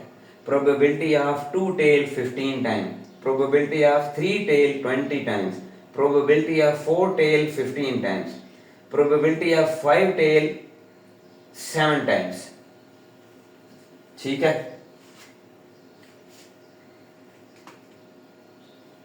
Probability of 7 tail 5 tail 6 times, probability of 6 tail 1 time. ठीक है। तो ये ख्याल रखना है कि प्रोबेबिलिटी ऑफ 5 टेल 6 टाइम, यानी यहां से आपने मैप से निकाल लेनी होती है, आपको कोई इधर उधर कहीं भटकने की जरूरत नहीं है। ये थोड़े से शॉर्ट से क्वेश्चन है, इस तरह के क्वेश्चंस आने के चांसेस तो होते हैं, लेकिन पता होनी चाहिए कि क्या ट्रिक चल रही है। बायनोमियल थ्योरम में जो वो मजीद बातें पूछता आया है या पूछ सकता है, क्या पूछ सकता है, आपको वो कह सकता है कोई स्पेसिफिक टर्म या कोफिशिएंट कह सकता है, उस स्पेसिफिक टर्म का कोफिशिएंट कह सकता है, या वो ये कह सकता है कि मुझे कांस्टेंट टर्म या वो टर्म निकाल के दो जिसमें वेरिएबल ही ना हो, तो independent of x, independent of y, यानी वहाँ पे जो वेरिएबल इस्तेमाल हो रहा होगा एक्स वाई या कुछ भी, वो होना ही नहीं चाहिए, मुझे वो टर्म बताओ, और डायरेक्टली बताओ, मुझे एक्सपेंड करके नहीं बताना। तो इस काम के लिए एक जनरल टर्म है बायनोमियल थ्योरम में।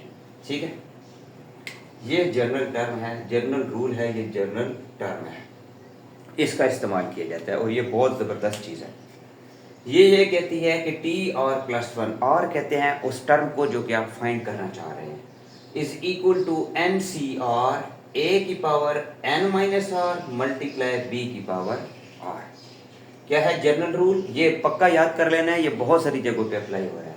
टी और प्लस 1, ये और प्लस 1 हम नीचे लिखते हैं इसके बिल्कुल, यानी इसके पाँव में, टी के पाँव में, is equal to N C R A की power N minus R P are.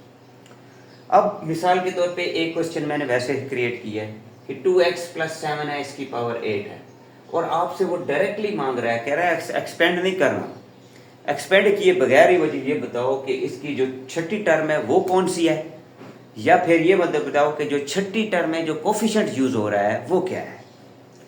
तो आप फिर इसकी एक्सपेंशन नहीं करेंगे बायनोमियल थ्योरम से, बल्कि आप क्या करेंगे, टी आर प्लस 1 ये वाला रूल इस्तेमाल करेंगे।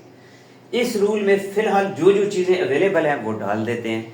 अगर देखें तो ए हमारे पास 2x है, b 7 है, n इज इक्वल टू 8 है, ये पुट करवा दिया। तो ये अब हमने उसने पूछी है कि 6 टर्म बताओ, तो 6 टर्म क्लियरली पता चल रहा है कि r में अगर हम एक कम, यानी इसकी प्लस 1 कर रहा है, टर्म कह रही है r में एक प्लस होता है, तो r को 5 पुट करवा दें, जिस जिस जगह पे r लिखा है उधर 5 लिख दें, तो हमारे पास 6 टर्म आ जाएगी। तो 5 plus 1 is equal to 8c5, 2x की पावर 8 माइनस 5 और 7 की पावर 5। इनको सिंप्लीफाई करेंगे तो ये 56 आता है, ये 2x का क्यूब बन जाएगा, और ये 2450, इनको आपस में जितने कांस्टेंट नंबर हैं, चाहे वेरिएबल के साथ हैं या नहीं हैं, इनको आपस में मल्टीप्लाई डिवाइड करें, जो आंसर आता है वो लिख दें और हम बता देंगे कि जो 6 टर्म है वो ये है और इसका कोफिशिएंट ये है। ये जो वेरिएबल आया होता है, वेरिएबल के साथ जो नंबर होता है उसको हम क्या बोलते हैं? कोफिशिएंट। तो सिंपली हम कोफिशिएंट निकाल सकते हैं। दूसरी चीज़ और क्या वो पूछ सकता है इसमें, वो ये कह सकता है कि मुझे जी इसकी कांस्टेंट टर्म बताओ। कांस्टेंट टर्म या इंडिपेंडेंट ऑफ एक्स, यानी कि अगर उसमें एक्स इस्तेमाल हुआ है तो इंडिपेंडेंट ऑफ एक्स होगा। अब इस सिचुएशन में देखिए 2x minus 1 over x power 8 find constant term और इंडिपेंडेंट ऑफ एक्स। तो इंडिपेंडेंट ऑफ एक्स की बजाय वो कांस्टेंट टर्म भी कह देता है, तो इसमें घबराना बिल्कुल भी नहीं है। तो TR+1 वही रूल लगेगा, उस रूल के तहत जो जो चीज़ें अवेलेबल है वहाँ पे पहुँचा देनी है। N8 है, A2x है, B -1 ओवर x है। तो टर्म अभी हमें नहीं पता, हम वैल्यूज लगाएंगे 8CR 2x 8 minus R into -1 over x की पावर r, 8CR 2 की पावर r। अब क्या करेंगे यहाँ पर सिर्फ यह ख्याल करना है कि जो टर्म जिसके बारे में वो कह रहा है इंडिपेंडेंट ऑफ एक्स है या कांस्टेंट है, उसमें जो वेरिएबल है उसको सेपरेट करवा लो। किस तरह सेपरेट करवा लें? इधर तो 2x है और पावर 8 माइनस आर है, तो हम क्या करेंगे 2 की पावर 8 माइनस आर, यानी ये मल्टीप्लाई में है ना, तो 2 की पावर अलहदा कर लेंगे और x की पावर अलहदा कर लेंगे। मल्टीप्लाई इधर -1 है, -1 की पावर r अलहदा कर लेंगे और ये x 1 ओवर x की पावर r की बजाय x उठा के मैं न्यूमरेटर में ले जाऊंगा। जब मैं x न्यूमरेटर में ले जाऊंगा तो इसकी जो पावर r है वो भी चेंज हो जाएगी, -r में कन्वर्ट हो जाएगी। किसमें? -r में। अब एक नहीं 2x हैं और 2 कांस्टेंट हैं, कांस्टेंट आपस में मल्टीप्लाई में इकट्ठे कर लिए और जो वेरिएबल थे x एक लिख के 8 -r और -r पावर्स आपस में ऐड या सब्ट्रैक्ट होती है, तो सब्ट्रैक्ट या ऐड करवा लेते हैं। तो एक प्रॉपर हमारे पास क्या शेप बन गई, 8CR 2 की पावर 8 -r -1 की पावर r और x की पावर 8 -2r। ये इतना जमघटा क्यों हमने बनाया है? इसलिए कि अभी हमें डायरेक्टली टर्म का अंदाजा ही नहीं हो पा रहा कि कौन सी है। तो जब अंदाजा नहीं हो पा रहा तो जो वो सिचुएशन देता है उस सिचुएशन को इकट्ठा जमघटे की शक्ल में बना लेते हैं। तो हमने इसका ax 8 -2r ये जो अब हमने ले लिया इसको हम कंपेयर करवाएंगे किससे? x की पावर 0 से। x की पावर 0 से भला क्यों भाई? वो कह रहा है कि मुझे इंडिपेंडेंट है, इंडिपेंडेंट टर्म निकाल के दो। तो y हुआ तो y को 0 से कन्वर्ट करवाएंगे, x हुआ तो x की जो पावर इधर बनी है इसको 0 से कंपेयर करवाएंगे। तो क्या है? दोनों सेम है तो पावर्स भी सेम हो जाएंगी। तो 2r और माइनस है उधर जाके प्लस हो जाएगा और आपका आंसर क्या निकलेगा? r आपकी 4th टर्म निकल आई। देखें, यानी ऐसे हमें नहीं पता था, लेकिन हमें अब निकालने के लिए ये सारे पापड़ बेलने पड़े। तो r = 4। इसका मतलब है ये जो हमने 1 बनाई है इसमें r = 4 पुट करें तो हमें वो सिचुएशन मिलेगी जिसमें ये अवेलेबल x होगा ही नहीं। चले जी पुट करवाते हैं। 8C4 2 की पावर 8 -4 -1 की पावर 4 और 8x 8 -2 × 4। तो सिंप्लीफाई करें, ये 70 बनता है, ये 2 की पावर 4 बन जाएगी, इधर -1 की पावर 4 है, इवन नंबर है तो 1 हो जाएगा और x की पावर 8 -8। देखें खत्म हुई कि नहीं? 8 से और 0 बच जाएगा। इनको सिंप्लीफाई करें तो ये देखें ये 5th टर्म है, हमें ये भी पता चल गया है कि ये 5th टर्म है और इंडिपेंडेंट ऑफ x है, इसमें कांस्टेंट टर्म आती है। ठीक है, अब इसके दो और चीजें हैं, हम वो देखते हैं। थ्योरम में जो तीसरी चीज बाइनोमियल थ्योरम में जो पता की जा सकती है वो है मिडिल टर्म और कोई वेरिएबल विद स्पेसिफिक टर्म कहा जा सकता है। क्वेश्चन एक सिंपली वो इस तरह का लिख देगा और कहेगा मिडिल टर्म। इसमें डिपेंड करता है ये n की वैल्यू पे। n अगर इवन है तो एक मिडिल टर्म निकालनी होती है और n अगर ऑड हो तो 2 मिडिल टर्म निकालनी होती है। ठीक है, एक इवन टर्म मैंने अपने पास से एक क्वेश्चन लिया है 2x + y power 8 find middle term. अब आपने सिर्फ देखना है कि n क्या है जी? 8 है, इवन है, तो मिडिल टर्म आपकी क्या होगी? n को डिवाइडेड बाय 2 + 1, n को डिवाइडेड बाय 2 + 1। तो डिवाइडेड बाय 2 करें तो 4 आता है और 4 + 1 5। तो इसका मतलब है हमने बस 5th टर्म निकाल देनी है टी आर प्लस वन का रूल इस्तेमाल करते हुए, तो ये उसकी मिडिल टर्म बन जाएगी। तो T R plus one is equal to N C R A की पावर एन माइनस आर और बी की पावर आर। क्लियरली हमें उससे खुद ही पता चल गया है कि हमने फिफ्थ टर्म निकालनी है। ए भी मौजूद है, बी भी मौजूद है, एन भी मौजूद है, आर भी मौजूद है, बस इसमें वैल्यूज पुट करवा देनी है। ए बराबर है 2x, बी y है, एन 8 है, आर 4 है, पुट करवाएं। तो 4 प्लस 1 8c4, 2x की पावर 8 माइनस 4 और y की पावर 4। सिंप्लीफाई करें 70 2x की पावर 4, y की पावर 4, 70 इंटू 16 x की पावर 4, y की पावर 4। तो 11 20 की x4 y4 ये मिडिल टर्म है हमारी, ठीक है। तो मिडिल टर्म निकालना इंतहाई आसान होता है। हाँ, अगर सिमिलर यही क्वेश्चन होता और वो आपको इधर पावर क्या होती 9 होती, तो अब एक नहीं, हमने इस तरीके से दो मिडिल टर्म निकालनी थी, सेम इसी मेथड से। किस तरह जी? वो कौन कौन सी टर्म होती? मिडिल टर्म्स क्या होती? फिर n plus 1 divided by 2, n plus 3 divided by 2, यानी कि 10 ये क्या बन जाएगा n प्लस 1, 10 डिवाइडेड बाई 2 और 12 डिवाइडेड बाई 2। तो फिफ्थ और सिक्स टर्म ये आपस में डिवाइड कराएं तो 5 और 6 आता है। यानी कि अब आपने फिफ्थ और सिक्स टर्म इसी मेथड से इसी तरह निकालनी है। फिफ्थ के लिए r क्या पुट करोगे 4 और सिक्स के लिए r क्या पुट करोगे 5, यानी 4 और 5, एक दफा 4r पुट करना है और एक दफा 5। सेम क्वेश्चन में आपकी एक नहीं दो मिडिल टर्म्स निकल आएंगी। तो ये बहुत ही सिंपल है। अच्छा जी, चौथी चीज जो वो कह सकता है कि वेरिएबल विद स्पेसिफिक टर्म, वो आपको ये कहे कि मुझे वो वेरिएबल निकाल के दो जिसमें ना ये y की ये पावर हो या x की ये पावर हो, ये दोनों का कॉम्बिनेशन मिला दे। फाइंड टर्म इन्वॉल्विंग x की पावर 4 y की पावर क्यूब। तो इसको हम वैसे ही करेंगे जो हमने इंडिपेंडेंट वाला तरीके से किया था। x की पावर 4 y की power cube, 2x plus y की पावर 7 है, और कहता है मुझे वो टर्म बताओ जिसमें x की पावर 4 y की पावर क्यूब आती हो। तो फिर हम क्या करेंगे? जनरल मेथड लगाएंगे, T R plus 1 N C R A की power N minus R B की पावर आर। अब हम r के बारे में कुछ पता नहीं है, डायरेक्टली नहीं ढूंढ सकते, तो हम पहले जो जो वैल्यूज हैं वो पुट कराते हैं। a 2x है, b y है, n 7 है, पुट करवा दिया। पुट करवाने के नतीजे में क्या निकला? 2x की पावर 7 माइनस r और y की पावर r। उसने डिमांड की है x की पावर 4 y की पावर क्यूब।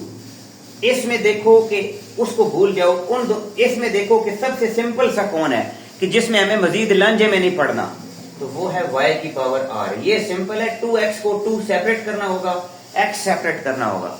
तो इसमें आपने वो टारगेट कर लेना है जो कि सिंपल है, यानी ये देखो y की पावर r, ये सिंपल है, इसको सिंपल y की क्यूब से सिर्फ कंपेयर कर लो, x4 को इग्नोर कर दो।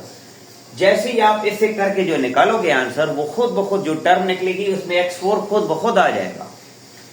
आपने y की पावर क्यूब उठा ली और इधर y की पावर r क्यों उठाई कि ये इधर सिंपल है, क्या है? सिंपल फॉर्म में, हमने इसको मजीद किसी चक्कर में नहीं पढ़ना।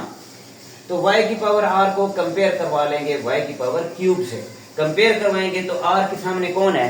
3। इसका मतलब है r3 पुट करो, आपके पास वो टर्म निकल आएगी जिसमें x की पावर 4 और y क्यूब होगी। तो r3 पुट करवाओ, 7c3, 2x की पावर 7 माइनस 3, y की पावर 3। सिंप्लीफाई किया, 140 प्लस 2x की पावर 4 y क्यूब। देख लिया x4 खुद ब खुद आया कि नहीं आया? तो खुद ब खुद आ जाएगा। मल्टीप्लाई करें और ये बताएं कि जी ये फोर्थ टर्म है जिसमें x4 y क्यूब है।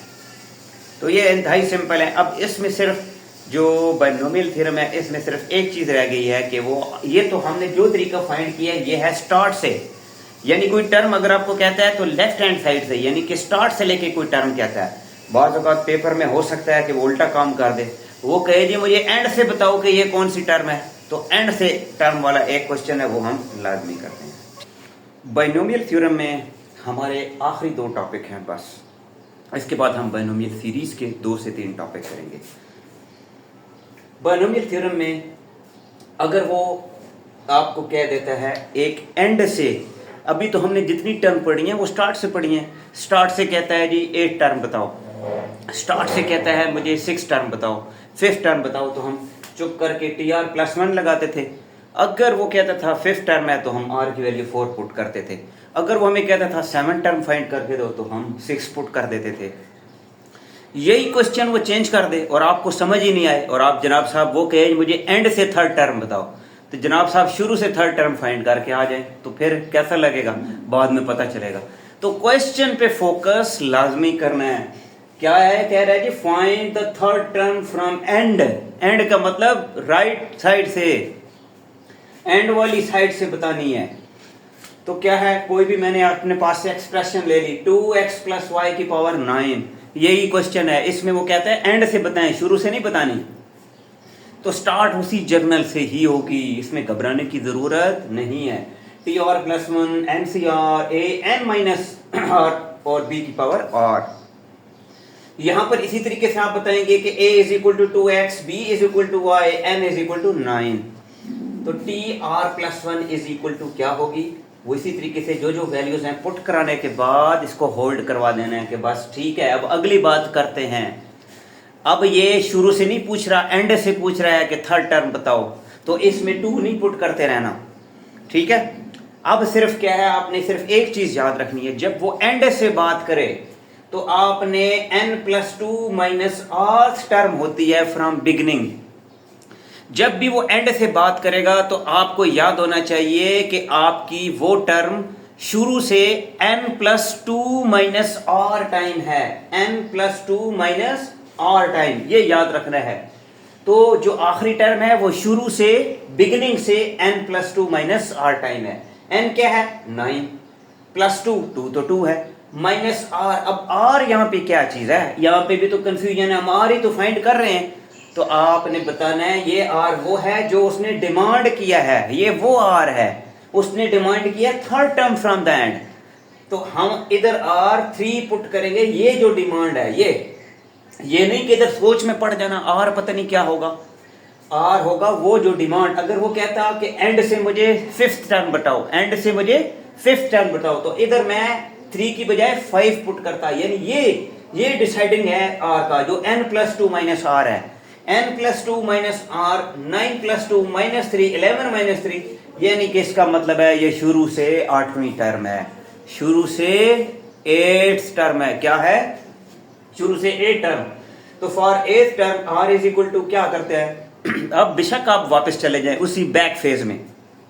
अब हमें पता चल गया कि जनाब साहब की जो डिमांड है, जो एंड से 3rd टर्म है वो शुरू से 8वीं टर्म है, वो हमने निकाल ली। कैसे निकाली, n+2 - r में पुट करके। r फिर याद रखना जो डिमांड होगी r वो है, ठीक है। 8 टर्म आ गई, तो अब फिर वापस इस क्वेश्चन में वापस पलट जाना है। इसका मतलब है वो हमसे 3rd टर्म नहीं मांग रहा, वो हमसे 8वीं टर्म मांग रहा है बस। तो हमने क्या कर लेना है, पुट करा दिया। हमें 8वीं टर्म के लिए r को एक कम पुट करना होता है, पुट करवाएं, आंसर 36 और ये फाइनल आंसर बनेगा 144 x² y की 7। बस आखिर में लिखना है is the 3rd term from and, 3rd term from and, ये लिख देना है कि ये जनाब साहब 3rd टर्म है फ्रॉम एंड पे जो आपने क्वेश्चन किया था। उम्मीद है आपको बात क्लियर हो गई होगी। अब सबसे आखिरी सवाल इसका, ये एग्जाम्पल है आपकी बुक में एग्जाम्पल है, ठीक है। वो ये कह रहा है कि मुझे 4th टर्म मैंने आपको बता दी है, क्या किया है, 4th टर्म कहता है 5/2 है, यानी कि और एक्सप्रेशन भी उसने दे दी। एक्सप्रेशन है ax + 1/x की पावर n। ना तो a बताया और ना n बताया, कहता है a भी निकालो और n भी निकालो। बस मैंने ना 4th टर्म दे दिया, 4th टर्म का यूज करो और ये एक्सप्रेशन इस्तेमाल करो और मुझे a और n निकाल के दो। मतलब सिंपल सा क्वेश्चन है, लेकिन इसमें थोड़ा सा तरीकाकार है, ट्रिक क्या है। तो सबसे पहले इसी तरीके से आपने जनरल लॉ लगाना है। TR+1 हमें पता है NCR an - r br। जो वैल्यूज इधर लिखी हुई हैं, इधर आप यही समझ लो कि ax ही मेरा a है और b क्या है 1/x। ax b 1/x और n ही है, और r का हम बाद में डिसाइडिंग करते हैं। क्या करेंगे जी, तो 4th टर्म के लिए हमें r क्या पुट करना पड़ेगा, सॉरी बल्कि बता दिया गया, उसने खुद क्या कहा है, r क्या है 4th है। तो 4th टर्म के लिए r हम एक वैल्यू कम पुट करते होते हैं। इसका मतलब है कि टी आर प्लस वन में हमें फोर्थ टर्म निकालनी है, तो हम इसमें क्या लिखेंगे, टी एक वैल्यू कम उसकी, तो एक वैल्यू कम लिखेंगे तो ये क्या बन जाएगा अच्छा, तो सबसे आखिरी जो क्वेश्चन है इसका बाइनोमियल थ्योरम का, वो आपकी एक एग्जांपल है जिसमें वो कह रहा है कि मैंने आपको फोर्थ टर्म दे दी है और फोर्थ टर्म की वैल्यू ये है, और एक टर्म दे दी है जिसमें एक अननोन घुसा दिया ए, और उसकी जो पावर एन होती थी एन भी नहीं बताई, और कह रहा है कि बाइनोमियल थ्योरम का इस्तेमाल करते हुए मुझे बताएं कि कैसे निकालेंगे आप। तो इसका सिंपल वही है, जनरल टर्म यूज करनी है, T R plus one is equal to N C R A N minus R B की पावर आर। अब देखना है कि क्वेश्चन पे वापस चले जाना है, क्या पूछ रहा है, कहता है फोर्थ टर्म मैंने आपको बता दी है, फोर्थ टर्म बता दी है तो मतलब पहले तो हमने इसमें लिखना है कि फोर्थ टर्म कैसे बनी। हम आर को क्या पुट करेंगे फोर्थ टर्म निकालने के लिए, 3, तो हम आर को फोर्थ टर्म के लिए 3 पुट करवाएंगे, ए एक्स है, बी 1/x है और एन एन ही है, यही तो हमने फाइंड करना है। तो हमने क्या किया, 3 + 1 इसमें क्या पुट कर दिया, 3 पुट कर दिया, N C R N C 3, क्योंकि एन तो हमें पता ही नहीं है, ए की जगह पे ए एक्स यहां से क्वेश्चन से उठा के पुट करवा दिया, यहां पे n-3 आ जाएगा और b 1/x और 3। अब जी ये क्या बन जाएगी, फोर्थ टर्म, क्या बन जाएगी, फोर्थ टर्म। ये nc3 फिलहाल इसके साथ कोई छेड़ाछाड़ी नहीं करनी, ऐसे ही छोड़ देना है। ए यहां से क्या कर लो कि x को सेपरेट करवा लो। आप कहेंगे सर ये x को आप क्यों इतना सेपरेट करवाते रहे, मैं बताता हूं क्यों। a की पावर n-3 हमने सेपरेट कर ली, x की पावर n-3 सेपरेट कर ली, और यहां पर डिवाइड में x था, x को उठाओ ऊपर आने का दर्जा दे दो, बादशाह बना दो, बादशाह बनाओगे लेकिन उसका ताज छीन लेंगे, ताज में हम क्या लगा देंगे, माइनस, नेगेटिव। क्या रूल कहता है, कोई चीज डिनोमिनेटर में पड़ी है इसको ऊपर ले आओ, ऊपर ले आओगे तो पावर भी नेगेटिव -3। x को सेम क्यों करते जा रहा है मैं बताता हूं, a n-3 और x n-6, और फोर्थ टर्म तो उसने खुद ही दे दी थी, क्या थी, 5/2, तो 4 की जगह पे 5/2 पुट करा दिया, nc3 a n-3 x n-6, तो इसको नंबर 1 बना के छोड़ दो। क्यों छोड़ा है भाई, इसमें देखें ये भी है, n गायब है, a गायब है, और x खामखा में एम्बिग्विटी क्रिएट कर रहा है। क्या कर रहा है, एम्बिग्विटी। तो इस एम्बिग्विटी को हम खत्म कर रहे हैं। भाई ये जो भी टर्म है इसमें कोई ना कोई ऐसी टर्म तो होगी जिसमें x होगा ही नहीं, इंडिपेंडेंट। देख रहे हैं इधर भी x है, इधर भी x है, इधर कोई कोफिशिएंट x का मिस है, वो हमसे वो a का x का कोफिशिएंट मांग रहा है और n मांग रहा है। तो इसका मतलब है इस क्वेश्चन में जो एक टर्म ऐसी जरूर होगी जो कि इंडिपेंडेंट ऑफ x यानी कांस्टेंट होगी। तो हम ये जो फाइनल जो बनाई है इसको हम इंडिपेंडेंट टर्म में ले जाएंगे। इंडिपेंडेंट टर्म में लेने का ये फायदा होगा, हमारी x से जान छूट जाएगी और ये n भी हम निकाल लेंगे। कैसे, इसको कंपेयर करवाएंगे x की पावर 0 से, किससे, x की पावर 0 से। जब कंपेयर करवाएंगे तो n-6 किसकी इक्वल हो जाएगा, 0 के n6। देखें एकदम से कैसे निकल आया। तो कांस्टेंट टर्म के कितने फायदे हुए, यानी इसी क्वेश्चन की हमने कांस्टेंट टर्म में इसको घुसा दिया कि कांस्टेंट टर्म का होने का फायदा उठाओ और बाकी चीजें निकाल लो। तो कांस्टेंट टर्म में एक चीज तो हमारी फौरन निकल आई, n = 6। अब n = 6 इसी 1 में दोबारा पुट करवा दें तो a भी निकल आएगा, 5/2 63 a की पावर 6 - 3 और x 6 - 6। अब ये क्या बन जाएगा, 63 20 a का क्यूब और x की पावर 0। x से जान छूटी कि नहीं, x से जान भी छूट गई और हमें n भी मिल गया। अब हम जाते हैं कि आगे क्या करें। 5/2 = 20 a क्यूब, अब बारी रह गई a की, तो 20 को उठाएं, इधर मल्टीप्लाई हो रहा है, इधर जाके डिवाइड हो जाएगा 5/, अब इनकी कटिंग करा देंगे तो 1/8 बच जाएगा। अब इसका मतलब है इधर a क्यूब है, इधर 1/8 है। भाई जो उसकी पावर है इसको भी उसी पावर में ले जाओ, ठीक है। बेसिक लॉग के क्वेश्चन याद है ना, यही करते थे, a का क्यूब तो इसको भी 1/2 का क्यूब बना दो, यानी दोनों को क्यूब में ले आओ, ले आए तो powers are same, basis are same, a = 1/2 और n हम ऑलरेडी निकाल चुके हैं। तो ये क्वेश्चन इस टाइप का है, लॉजिकल है कि इस तरह के क्वेश्चन दे सकता है, हो सकता है वो वैल्यू चेंज कर दे, किसी और टर्म दे दे, लेकिन मेन लॉजिक याद रखनी है फिर इसको जो कंपेयर आखिर में करवाना है कांस्टेंट टर्म से करवाना है, यानी आप मेन मुद्दा समझो। मेन मुद्दा ये नहीं है कि इसका मैं आपको रट्टा लगवा रहा हूं, मैं ये कह रहा हूं आप मेन मुद्दा समझो। वो 8वीं टर्म दे दे, 7वीं टर्म दे दे और कहे कि ये टर्म यूं है, तो उस टर्म के इसी तरीके से प्लॉट करना है और उसमें जो वेरिएबल है उसका आपस में इत्तेफाक करवा लेना है, यूनियन करवा लेना है। यूनियन करवा लेंगे तो वो एक टर्म बन जाएगी। उसको लाजमी बात है जो इतनी बड़ी एक्सप्रेशन है वो इंडिपेंडेंट से तो होगी, उसमें एक टर्म तो इंडिपेंडेंट होगी, तो इसके इंडिपेंडेंट होने का फायदा उठाना है और आप अननोन निकाल लेंगे। उम्मीद है बात आपको समझ आ गई होगी। हम मूव करते हैं बाइनोमियल सीरीज वाले रिमेनिंग टॉपिक्स की तरफ। स्टूडेंट्स, बाइनोमियल सीरीज में एक क्वेश्चन इस तरह का भी है, ये लॉन्ग क्वेश्चन के तौर पे आता रहता है और कभी शॉर्ट में दे देते हैं, कभी लॉन्ग में दे देते हैं। If x is so small that squares and higher powers are neglected, square और हायर पावर्स को ये निगलेक्ट कर रहा है। आपने पढ़ा है क्या है 1 + nx और इसके बाद क्या है स्क्वायर है, तो इसका मतलब है हमने जो स्क्वायर वाली की तरफ जाना ही नहीं है, हमने जो बाइनोमियल सीरीज अप्लाई करनी है वो 1 + nx तक जाके खत्म कर देनी है। अब होगा क्या कि एक नहीं 2 या 3 टर्म्स इन्वॉल्व होंगी, जैसे कि ये क्वेश्चन दे दी है √2 + x मल्टीप्लाई 1 - x की power 3/2 divided by 3 + x approximately equal to √2/3 into 1 - 19/12x। ये हमने प्रूफ करना है।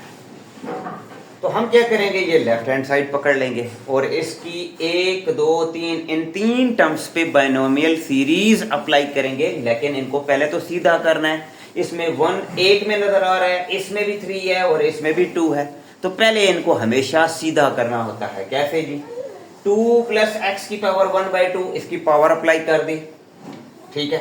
1 - x 3/2 और ये नीचे किसमें था डिवाइड में, इसको पा के ऊपर न्यूमरेटर में ले आए। 3 + x की पावर क्या बन गई -1, ये पूरी टर्म ऊपर जाएगी तो इसकी होल पावर -1 हो जाएगी, क्योंकि इधर नीचे कोई पावर नहीं है। अब ये एक लाइन में तो आ गए, लेकिन इधर 1 है, इधर 2 है, इधर 3 है, तो इन सब इसके मतलब है कि हमने 3 जगह पे बाइनोमियल सीरीज अप्लाई करनी है, इस पे भी और इस पे भी।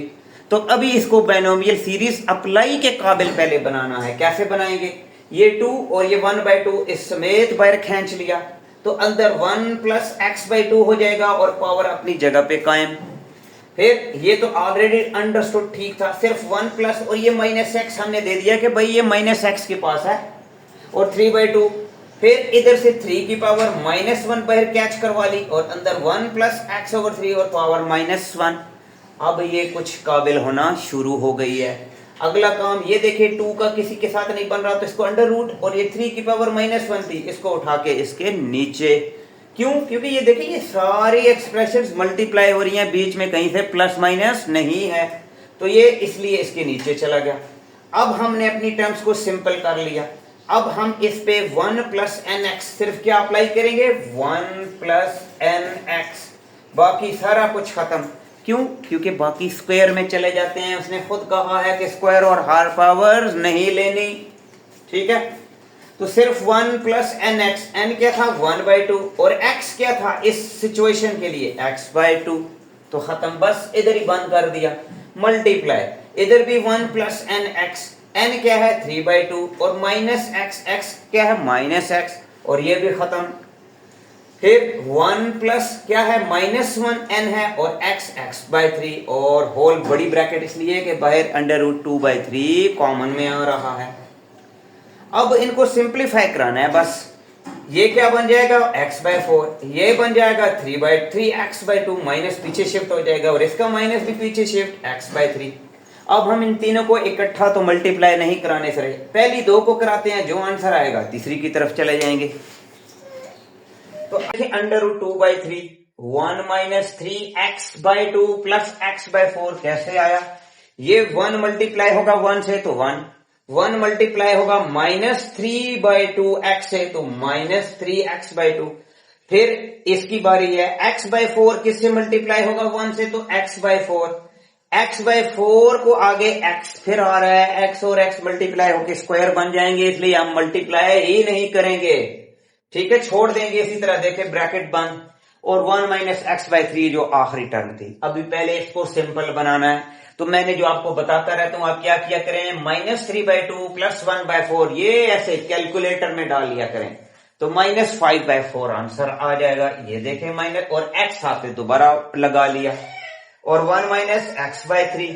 अब इन दोनों की बारी आपस में मल्टीप्लाई की, 1 मल्टीप्लाई 1, 1 माइनस एक्स बाय 3, फिर -5/4 की बारी, तो -5/4 एक्स, और फिर एक्स और एक्स नहीं मल्टीप्लाई करेंगे, ये तो स्क्वायर बन रहे हैं, स्क्वायर तो लेने ही नहीं हमने।